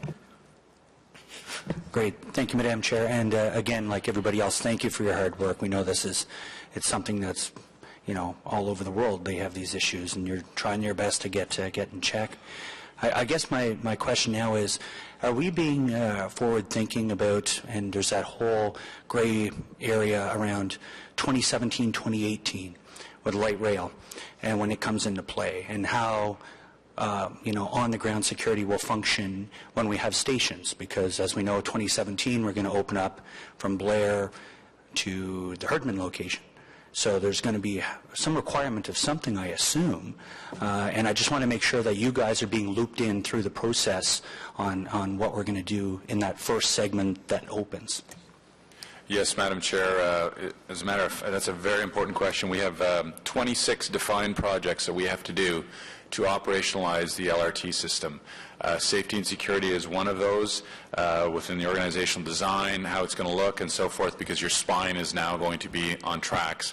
So there will be a major shift towards more officers on foot, but also there's going to be an opportunity where our supervisors and our fare inspectors and so forth can become station ambassadors, much like what they've done in TTC. So there's visible presence, and what the worldwide best practices show is high visibility clothing. Everyone that works at OC Transpo in those stations will be part of a connection to the community that they can go to for literally any service, whether it's how do I get on a train, I have a safety issue, my Presto card, where do I get it loaded up, so forth. It's all there. So that's what we're looking forward to. And that's great news, because I look at an example like Saint Laurent Station, for example, or even just having that ticket wicket and somebody in a glass bubble. People see that, and when it comes to the security aspect of things, I'm just trying to envision with light rail how that would work. So I'm very happy to hear there's some coordination there. Thank you. Thank you, Commissioner Tierney. Commissioner Eglai. Thank you very much, Madam Chair. Just one thing that I didn't see in the presentation I'd just like to hear a little bit more about is we're on the verge of opening Lansdowne. There's going to be a lot of special events. There's going to be football games, there's going to be soccer games, concerts. What sort of plans does your force have in and around special events of that size? Have we contemplated that? Are we working with the Lansdowne transition team? Yes, there's a transition team that's been set up for Lansdowne, and we are part of that on multiple fronts: service, supervision, and safety and security. And certainly with OPS on major events, they'll obviously be the lead on those things.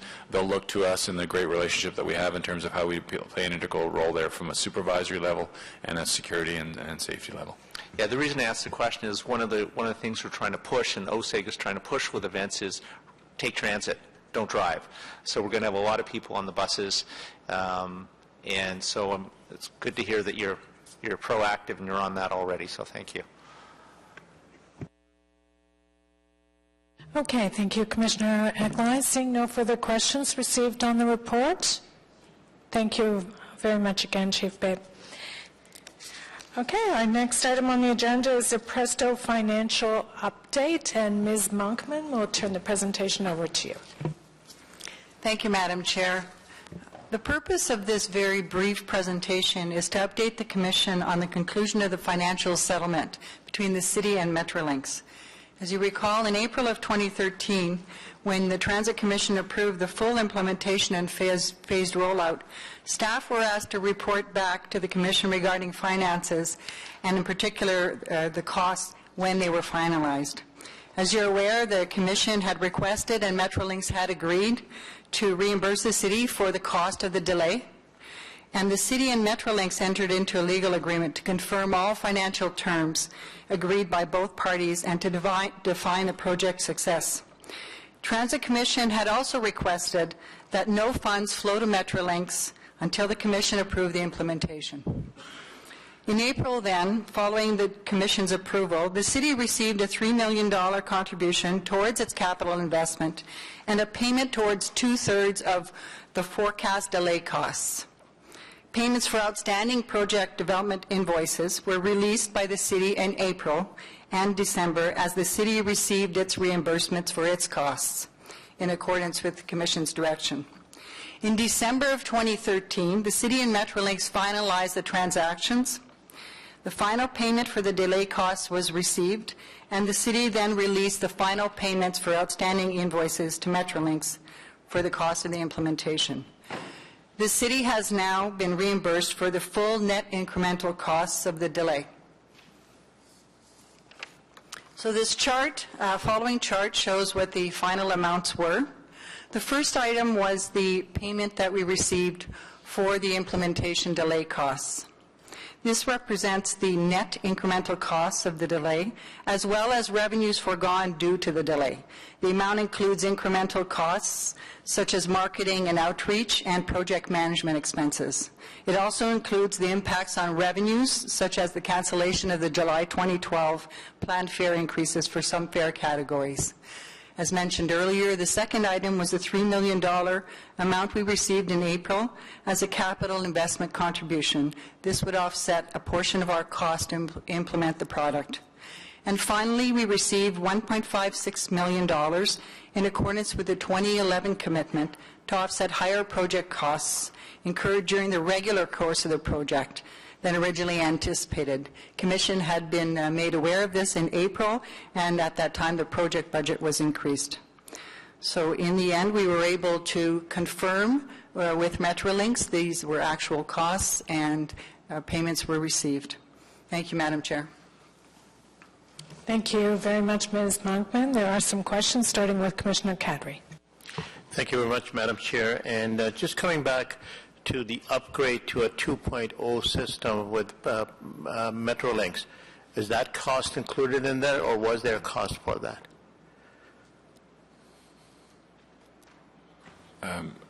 Commissioner Kadri, are you referring to 2.2, version 2.2? Yes. Sorry. Yeah, no, that was all part of the package. That's they were upgrading because they needed to do that to enable the Toronto piece.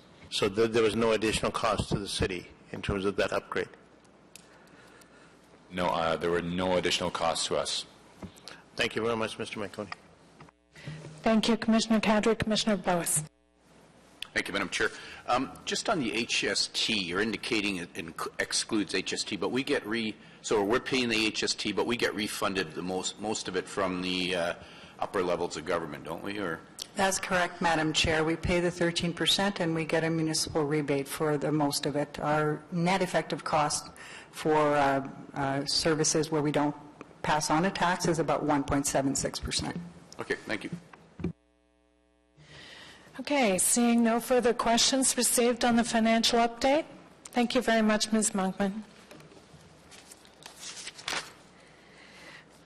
And our next item is item number 7, Q4 2013 Transit Services Performance Report. Mr. Manconi. Thank you, Madam Chair, members of the Commission. I just want to say a few words about this report. As I know it, we had extensive media coverage on it, and I just want to make sure that we all have the facts out there. Madam Chair, at the end of 2013, ridership for Q4 came in at 97.8 million customer trips. To put that in perspective, that's 97% of our goal. That was our target, and we are at 97% of that. And many organizations would love to have set an objective and attain 97% of that, whether you're in sales, whether you're in customer service, and so forth. So what affects that ridership? Yes, there is a slight dip. The ridership is not tumbling. There's three things, and these are facts. There's employment levels.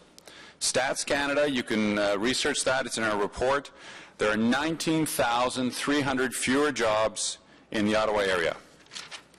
Secondly, the federal government downsizing. In the fall 2013 outlook of the Conference Board of Canada, They estimated that approximately 12,800 public admin jobs will be eliminated in Ottawa-Gatineau. And thirdly, as you saw on CBC National last night, youth unemployment. Ontario, I believe, is at around 16%. Nationally, we're at 14% unemployment levels for youth. That can be affecting our ridership also. And then there's other factors. And while we don't have the specific data, we know from the transit industry and best practices there are contributors. Cost of gas for cars, biking. We've implemented excellent bicycling facilities, both summer, winter, and the shoulder seasons. Weather, both good and bad events, and government contract positions that have been eliminated. We don't have stats on those, but we know those are occurring. When you look at the regression model from 1996 to 2013, and we have, the change in ridership, both up and down, is almost exactly correlated to changes to employment levels. So if we want to get into statistical analysis, it's 0.96 R squared. That's almost 100%.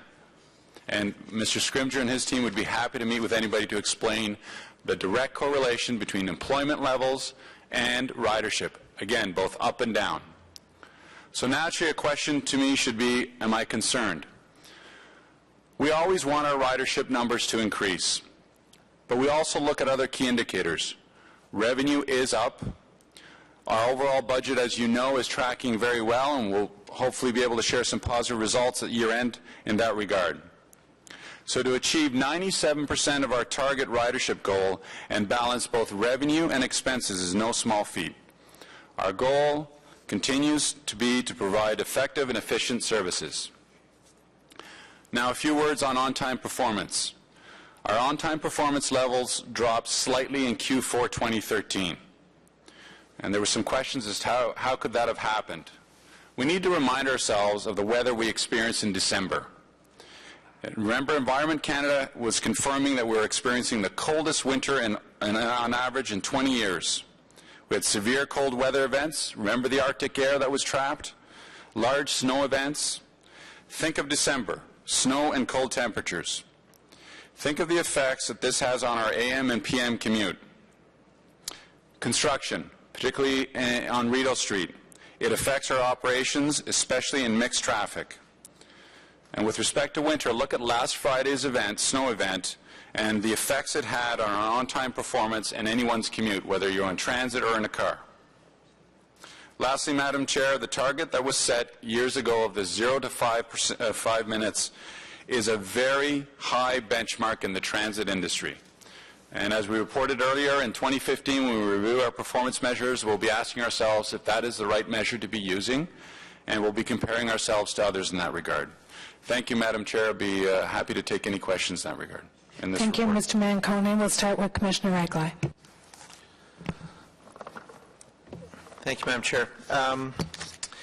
So, Mr. Manconi, let's accept the premise that it's fluctuating employment rates that are causing the problem.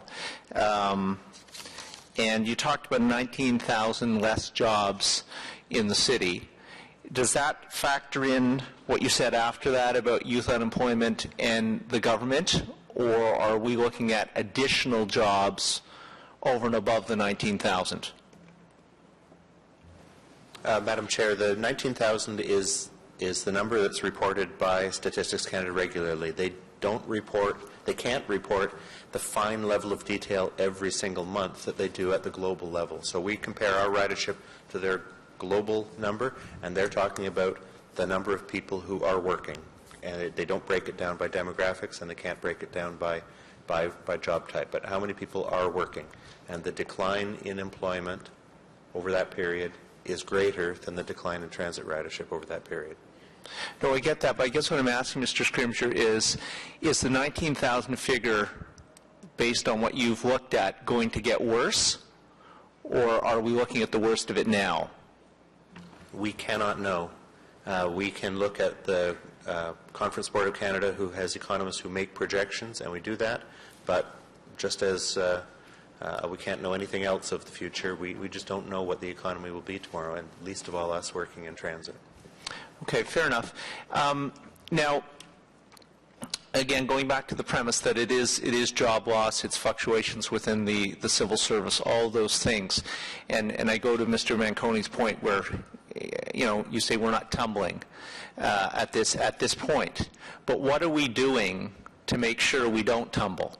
What are we doing to take into account these sorts of situations and to attract and maintain the existing ridership that we have? We don't want to be back here 6 months from now and say we've gone from 97 point whatever, now we're down to 94 or 92. So what steps? I know you since you've taken over, you've been very proactive in your management. So what steps are you taking to address what you perceive to be the problems in our reducing ridership levels? Well, from my perspective, I don't view it as a problem. I view it as part of the business. But there's two things. First and foremost, provide outstanding service. Secondly, you as a Transit Commission have done, in my mind, all the right things. You've set up the construct for financial sustainability.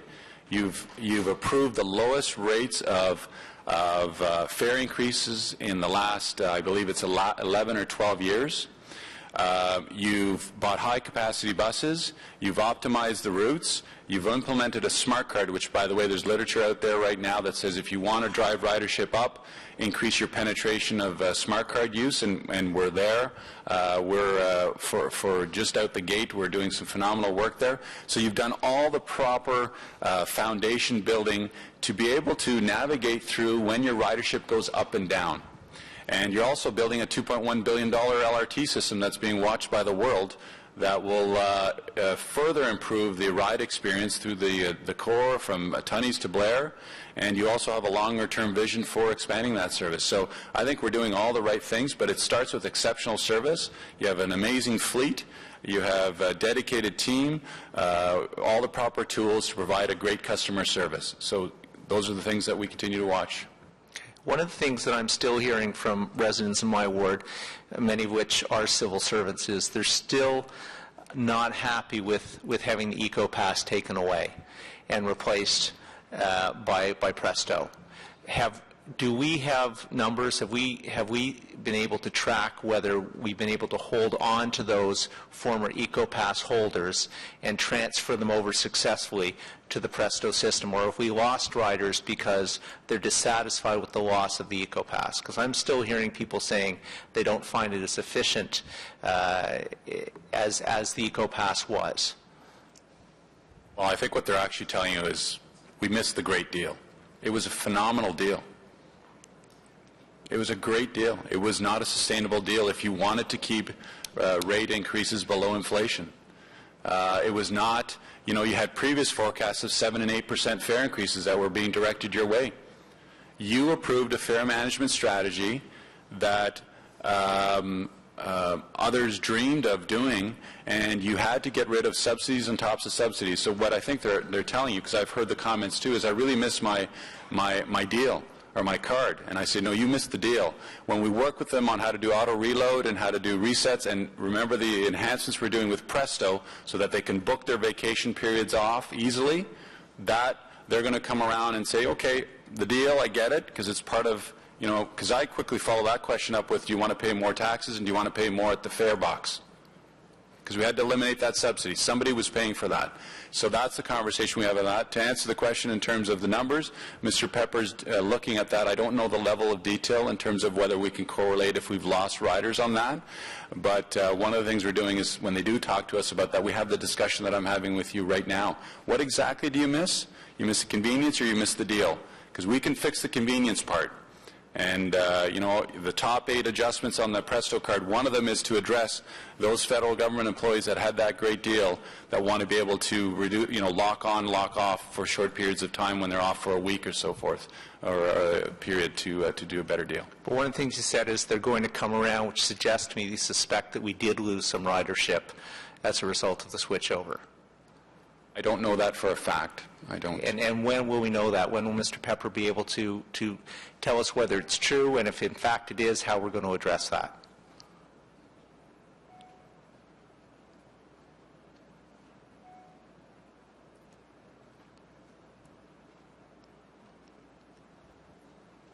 Madam Chair, I was actually just speaking with our financial services manager at OC Transpo, and we're in fact looking at some of the initial data that we're getting.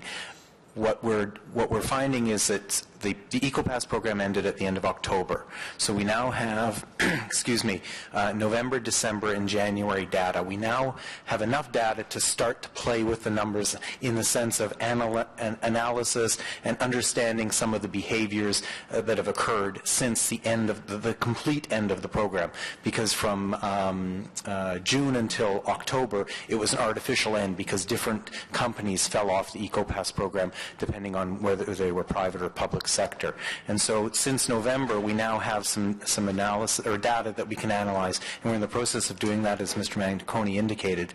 And once we have that, we will have a better understanding. But I'm very confident, based on what I would consider to be regular interaction with our customers who call us, who email us, who contact Presto, that the trends around EcoPass do not concern me in terms of loss of ridership. That's my instinct, but obviously the numbers will prove me right or wrong. Okay, so I get that's your gut feeling, and I appreciate you spend a lot of time day-to-day contact with the customers. But when will those analytics be ready, and when will you be reporting back to the Commission about the impact, good or bad, of the switchover? As a student of John Manconi, I would not commit to a date at this point, but I can assure you that those analytics, we are very optimistic that the data that we now have access to will provide us with and illuminate us on a lot of different aspects of the use of the Presto card and how it in fact is and will continue to be a great success. Is this now part of the corporate culture, Mr. Manconi? No, Madam Chair. First off, I'm pleased to see Mr. Pepper is following the rules. But secondly, is what I will commit to is we will take the information Mr. Pepper is getting and we'll infuse it into Pat's quarterly reports.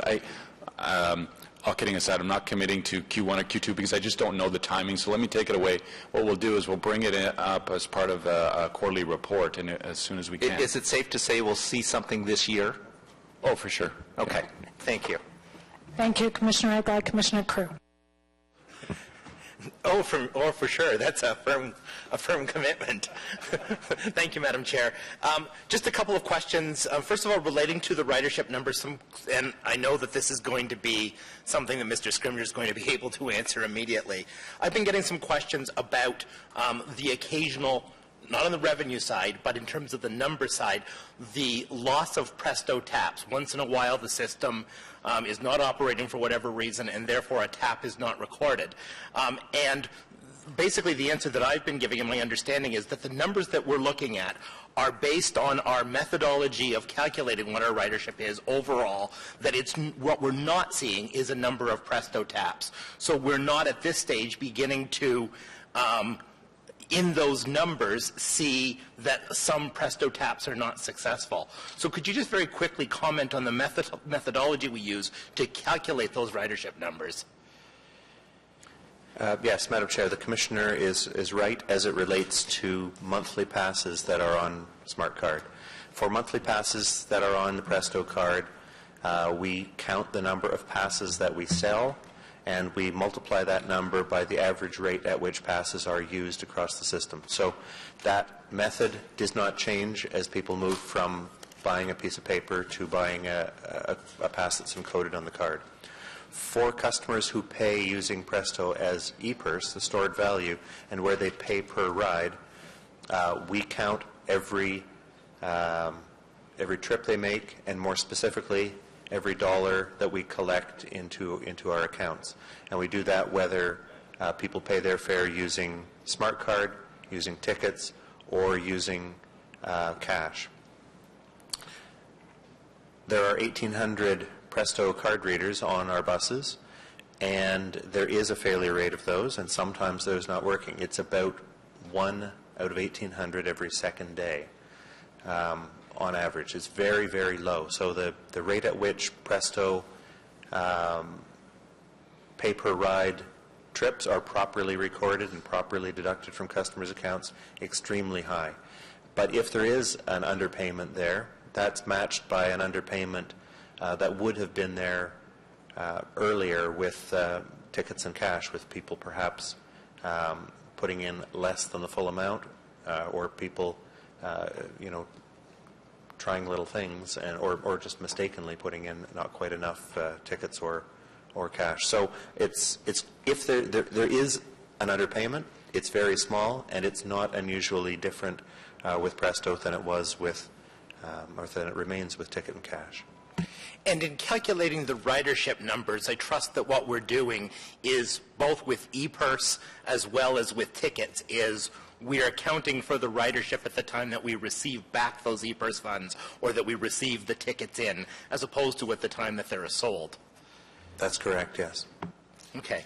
I've also been asked, at what stage would I begin to be concerned about the decline in ridership numbers? And my answer to that has been something that Mr. Manconi hinted at, only when it begun to affect the viability of the system, or when we started to have to look, heaven forbid, additional service cuts.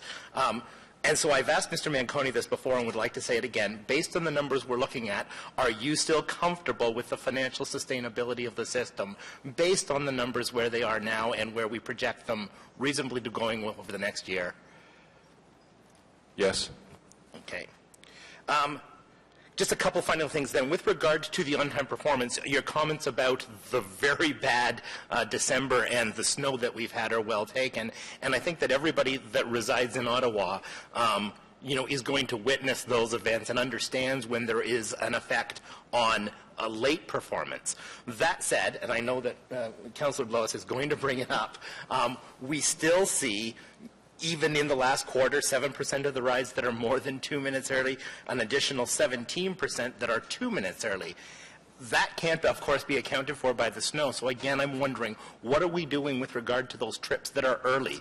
And again, as a transit user, it's much more frustrating to see a bus that you just missed instead of one that you have to wait an extra minute or two for. I'm going to ask Mr. Charter to come up, but just a couple of things. First off, there's literally minute-by-minute, hour-by-hour adjustments done by our supervisors that, again, are out in the field. And, in my second year on this job, I'm learning that we don't do a good enough job of telling everybody what we have out there. We have a team of supervisors in our control room that is constantly monitoring the operation, and we're telling operators to slow down if they're running early. Perfect example was Family Day. We had numerous calls out to operators, and it's not their fault, the operators. There's nobody to stop for pickup. Traffic is light, so they get told you have to slow down, you have to pull over and do that. So the supervisors, control room superintendents, and so forth are doing that. Also, we're working with our group of employees and the union reps on the in-vehicle reporting system, because there's been some inconsistencies there that we've identified. You've heard about that in the past, and we're narrowing in on the issue and potentially some of the solutions in that regard. So it's a combination of things. I'm interested to hear what Mr. Charters has to say in response to the general question, but just picking up on that, do the individual operators have the discretion to slow down or wait at a stop, or does that need to be a command that comes from a supervisor before they have the authority to do that? Yes, Madam Chair. Operators have their discretion to be able to slow down and try to better meet the schedule. Okay, and then perhaps you could just explain generally what measures we're taking to try, in addition to what Mr. Manconi said, if there's anything else, just to try and get that metric as low as we can. Okay. Yes, in addition to what Mr. Manconi mentioned, we're actively working with the working group on scheduling. You've heard about them here in the past. We're working with them to identify those routes that are most prone to running early, and then adapting strategies and new running times to be able to reduce those. So we're working with our employees to help identify where our most problematic areas are, and then implement the measures to reduce the amount of running early. Okay, and then finally, I know that Commissioner Johnson has been concerned about the on-time performance at off-peak times, and that in response that we've been advised that staff are going to be meeting with each of the members of the Commission to see what metrics we want in this report on a going forward basis into 2015 and beyond my term on the Transit Commission. I'm just wondering if there's any indication when those meetings with commissioners might be occurring to see what sort of metrics we want the quarterly performance services report to include on a go forward basis. Madam Chair, what we've offered is if anybody wants to meet now, they can certainly meet with Mr. Scrimger and myself, so we'll make ourselves available because that's a 2015 report, and our focus right now is on the other projects. So, but we know there's some people that want to talk to us before their term is up, so we make ourselves available.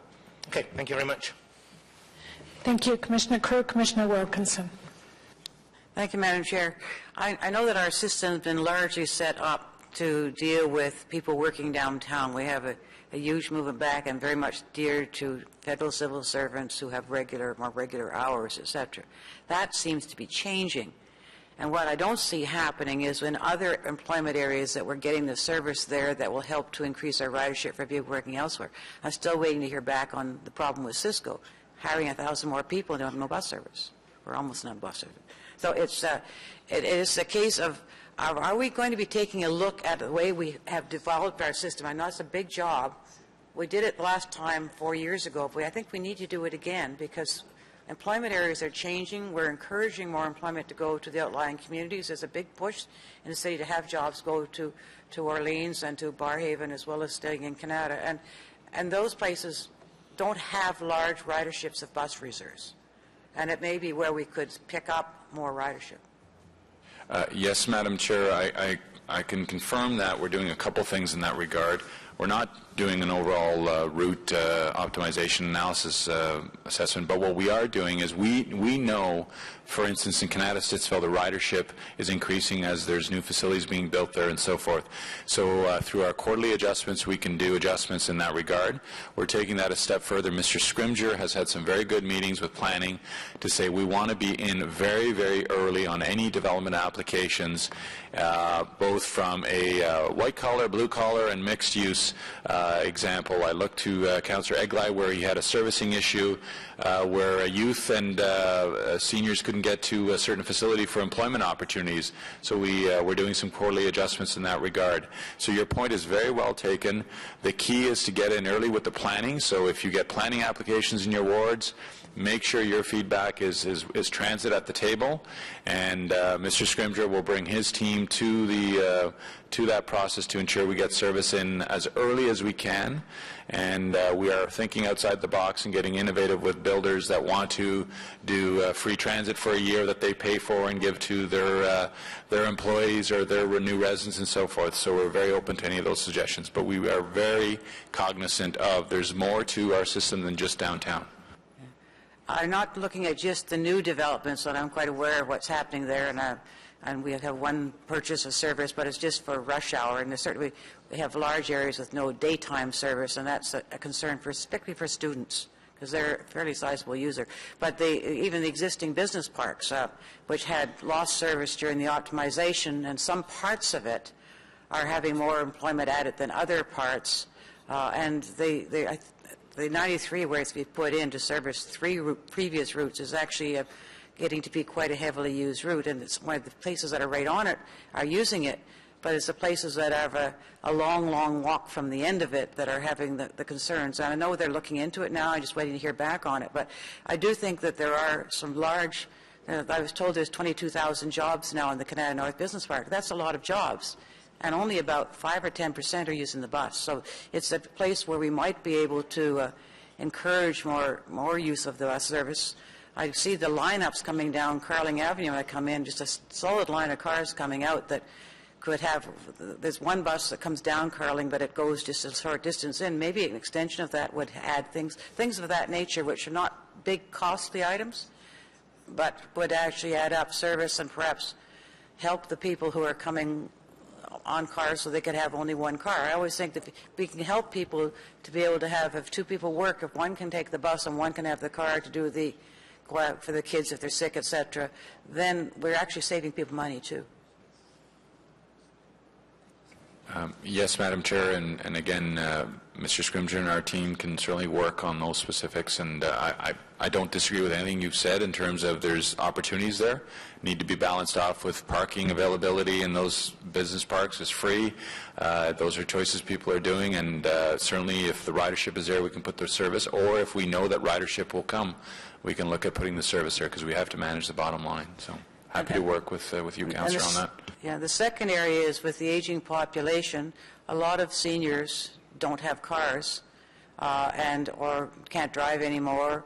Some of them are using the buses, not all of them, and I think it is, especially for what I'll call the younger seniors, it is an opportunity for them, because often their incomes reduce when they retire and they might find the buses more convenient. So I think over the next year or two, along with our round table on the older adult population, that we should be looking at how our service lines are going to make sure they're going to where doctors' offices are, where senior centers are, this type of thing, so that we can, that off-peak usage, which would be, we have capacity off-peak that we could use for that. Yes, Madam Chair, and I just remind members of the Commission you did approve the equity and inclusion lens and funding with that, and seniors is a targeted group in that, so yes, absolutely. I'm really quite pleased that we're using that equity lens, by the way, and your staff have told me after there was some reluctance to start with it, but once they did it, they found it was extremely useful and want to continue using it. So I thank you for that, too. Thank you. Thank you, Commissioner Wilkinson. Commissioner Bose. Thank you, Madam Chair. I'm not sure where to start here because my colleague set me up perfectly on the timeliness of runs, especially the early runs, and I'm going to sound like a broken record here because, and then I see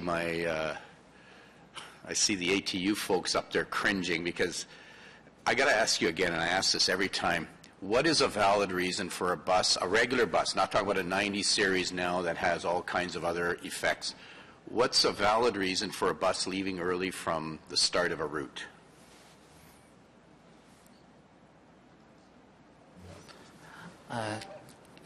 Commissioner or Chair Deans, there's any number of reasons that might affect that. Mr. Manconi mentioned one of the issues in that we are still dealing with a bit of a discrepancy between what the operator sees on their mobile device as well as what we see in control. But ideally, we'd be telling operators is that there's no acceptable time in which they would leave early.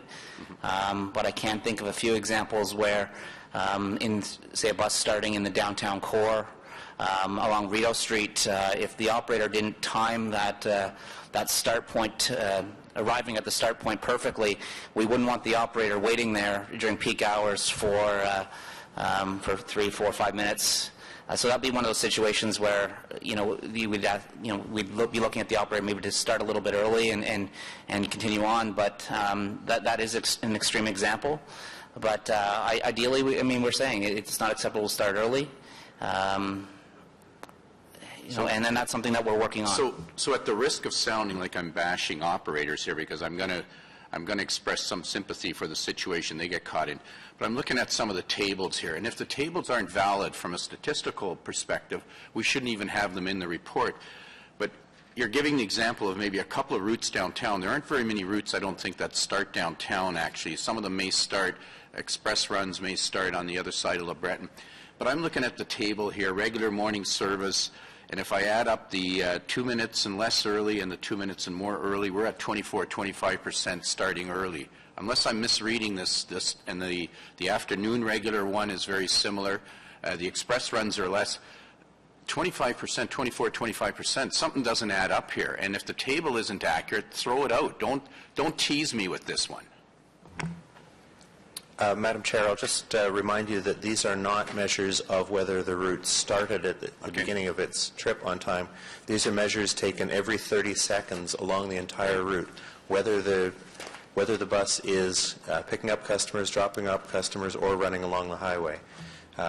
As Mr. Manconi has mentioned, we are looking to find ways that the measures that we report or that you ask us to report might be better than the ones you asked us to report until now. These are among the most finely measured on-time performance measures that there are in the transit world in North America, and there might be ways that we could find measures that instead of measuring so much what the bus is doing, measure a little more closely what the customer is experiencing. So just on that note, let me give you the example, and Mr. Scrimgeour, I appreciate the fine-tuning that goes into this and the pressure that goes on the operator to try and stay within that little speck on a screen to try and make it look like that they stay on time. The problem then happens on the flip side is, and there's a particular route that you and I have gone over repeatedly, the operator gets ahead of schedule, and he sees that little green line wavering. He's now into the wrong end of the spectrum. He stops at the end of, let's say, the populated part of the route and waits till he's back on time. He has no people on the bus because chances are they've been missed, and now he's waiting to get on time in order to satisfy the data generation that we do, which is even worse than what we're doing in the first place. In other words, we're missing the customers, and now we're sitting there trying to get this data back on this little fine line, but nobody's going to be picked up anymore because the rest of the route basically goes through Greenbelt and on the highway before it hits the transit way. Something doesn't add up. I would throw these tables out and start from scratch almost and say, how do we make them work, and how do we make it even easier for the operator? Because I know they're up there shaking their head at me going, why are you picking on us? Well, I'm not picking on them. I'm picking on how we generate data here. Madam Chair, the Commissioner said throw these tables out. You know what? I haven't found anybody that can tell me that they like these tables or this report. We've inherited this. Somebody brought this forward and got it approved. And as I've said repeatedly, this is not how we want to measure our performance and tell our story to the customer. Okay. And to yourselves. And so I checked with the clerk's office. The first thing I asked is, do we have to report these things because I don't get it? And the answer was, yeah, you have. It's in the terms of reference. You'd have to change the terms of reference of the Commission. And in 2015, I'm bringing forward a strategy that says measure it the way other transit jurisdictions are doing it. Post it on the web, view it through the customer eyes, balanced off with employee input, and direction from you folks that are accountable for the operation. You know, I got to tell you something, and without getting too far off track.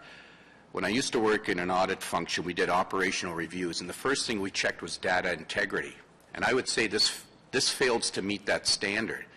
And if your thought is that this should be turfed out, I'll put a motion here right now. I don't want to see these tables for the rest of my limited duration on this council or this commission. If that's what you're telling us, Madam Chair, then I'll move the motion right now that we don't need to be misinformed. Misinformed might be too strong, but we don't need to get data that's not accurate. Madam Chair, you would need to get Clerk's Department Legal to comment on. I don't know how you can change this or not. We'll wait his opinion. Just asked Mr. Nahas to come forward from Legal Department and tell us what the procedure is for changing the terms of reference. Thank you, Madam Chair. Again, through the Chair, your question is you can move any motion you want, Commissioner. However, they don't carry any weight. Is that what you're going to tell me? The budget's already in, so if it affects budget in respect to new software or new measurement statistics, then this budget's already set. Okay. This is not a budget. With all due respect, it's not a budget issue. I think, Commissioner Blow, is that you probably need 2/3 here, but I'm only guessing, and then we would have to refer it to Council because the terms of reference are set by Council. That's my guess. Well, first of all, this is not a budget impact. This is a reporting. It's a reporting issue. It's a reporting issue that we waste time on every meeting, and I can't understand. I don't understand the legal opinion that somehow this changes terms of reference or this changes the mandate or requires 2/3. Okay, Mr. Manconi wants to interject here. Madam Chair, I would suggest that there's time. The next quarterly report, the year-end report's not till another month or two. We can certainly work with legal to come back and give you direction on the specifics of this as to what you need to do if you are choosing to eliminate this. That would be my advice, to think through this. There is no budget issue related to this. No. You're correct, Councillor. And in the meantime, the clerk's office isn't here right now, but if you want to just postpone it even to the next meeting of the Transit Commission, we can ask Ms. Donnelly to tell us what we would have to do in order to make that change. Well, if we postpone it for 2 quarterly meetings, I won't have to get frustrated by this anymore. Let me move on. I think I've made a point about the data here. The other issue is we talk about the causes of reduced ridership, and I know we talk about weather, employment rates, and everything else. But I think, Mr. Scrimgeour and I, when you and I have discussions, the main factor that I would see, and that I think that you have indicated, is really on-time, reliable service is what drives ridership.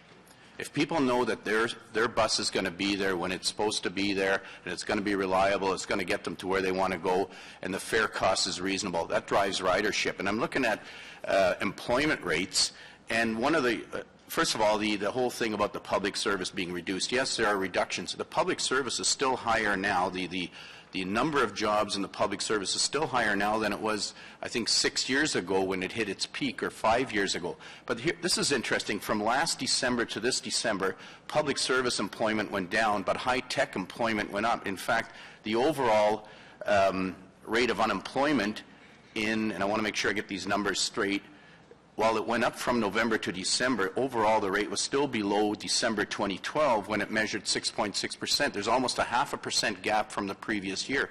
So there are fluctuations in employment and unemployment, but I think there are other factors. And Mr. Manconi, you mentioned optimization as if it was something that drove higher ridership. I would beg to differ. I think it actually reduced ridership, and I'm looking at anecdotal evidence in my ward where there are areas where there's no doubt ridership has been reduced and or has shrunk. And I think at some point we need to recognize that. And that was a very difficult exercise, I think, for your organization to go through. Mr. Scrimgeour did his best to try and balance it off. But in the end, if you cut routes or eliminate routes, and if you cut service, you are going to reduce ridership. It's and it's coming home to bear now. It didn't happen overnight, but we're seeing a trend here. I don't know if you want to comment on that. I'll start generally. There is no evidence to suggest that optimization reduced your ridership. And if there's anything out there that you want us to look at, we'd be happy to look at that. And Mr. Scrimgeour has some important comments in terms of your touch points on employment and optimization. Madam Chair, the numbers that we're reporting here are total ridership for the entire system. Mm-hmm. When you asked us to review the bus routes in 2011, when you approved the route changes in 2011 that went into place later that year, we did advise you over the particular areas where we thought ridership would go down, and we gave you a calculation of the number of customers from those areas who we thought would stop using transit. The other part of that was that we advised you that we did not expect those changes to result in an overall reduction in system ridership because the economic growth that was happening that year would make up and possibly exceed the number of customers who stopped using transit because of the longer walking distances. And we can't ever know that what those individual customers are doing because they're no longer, those services that we were running aren't there anymore. But ridership did go up that year, and ridership did go up because we were in a healthy economy. Yes, it's true that in the individual small cases where bus routes are added or subtracted, people from that neighborhood will start or stop using transit. But these numbers are global numbers for the entire system, and the effects of the changes that were made in 2011 were, at this scale, quite small. Okay, thank you for that. So I will be meeting with both of you. We do like to get together every so often, and I think there are particulars in the system that we need that we should discuss, but that aren't worthwhile putting on the table here because they get into the nitty-gritty and the weeds. So, thank you for that. Thank you, Commissioner Blois. Seeing no further questions received on the report? Received. Okay, and then going to notices of motion, Commissioner Kadri. Thank you very much, Madam Chair. And yes, I do have a notice of motion, but I was wondering if we could waive the rules for procedure for this motion to be passed today. It is in reference to the chair's attendance at the Canadian Urban Conference in Buffalo, New York. It's actually the Congress for New Urbanism. Sorry, Congress for New Urban Conference in Buffalo. So if we could have the motion up, it's on the screen now. So I'd ask my colleagues to support the request for a waiver of the rule, that we can take this as a motion today. If not, then it is a notice of motion for the next meeting.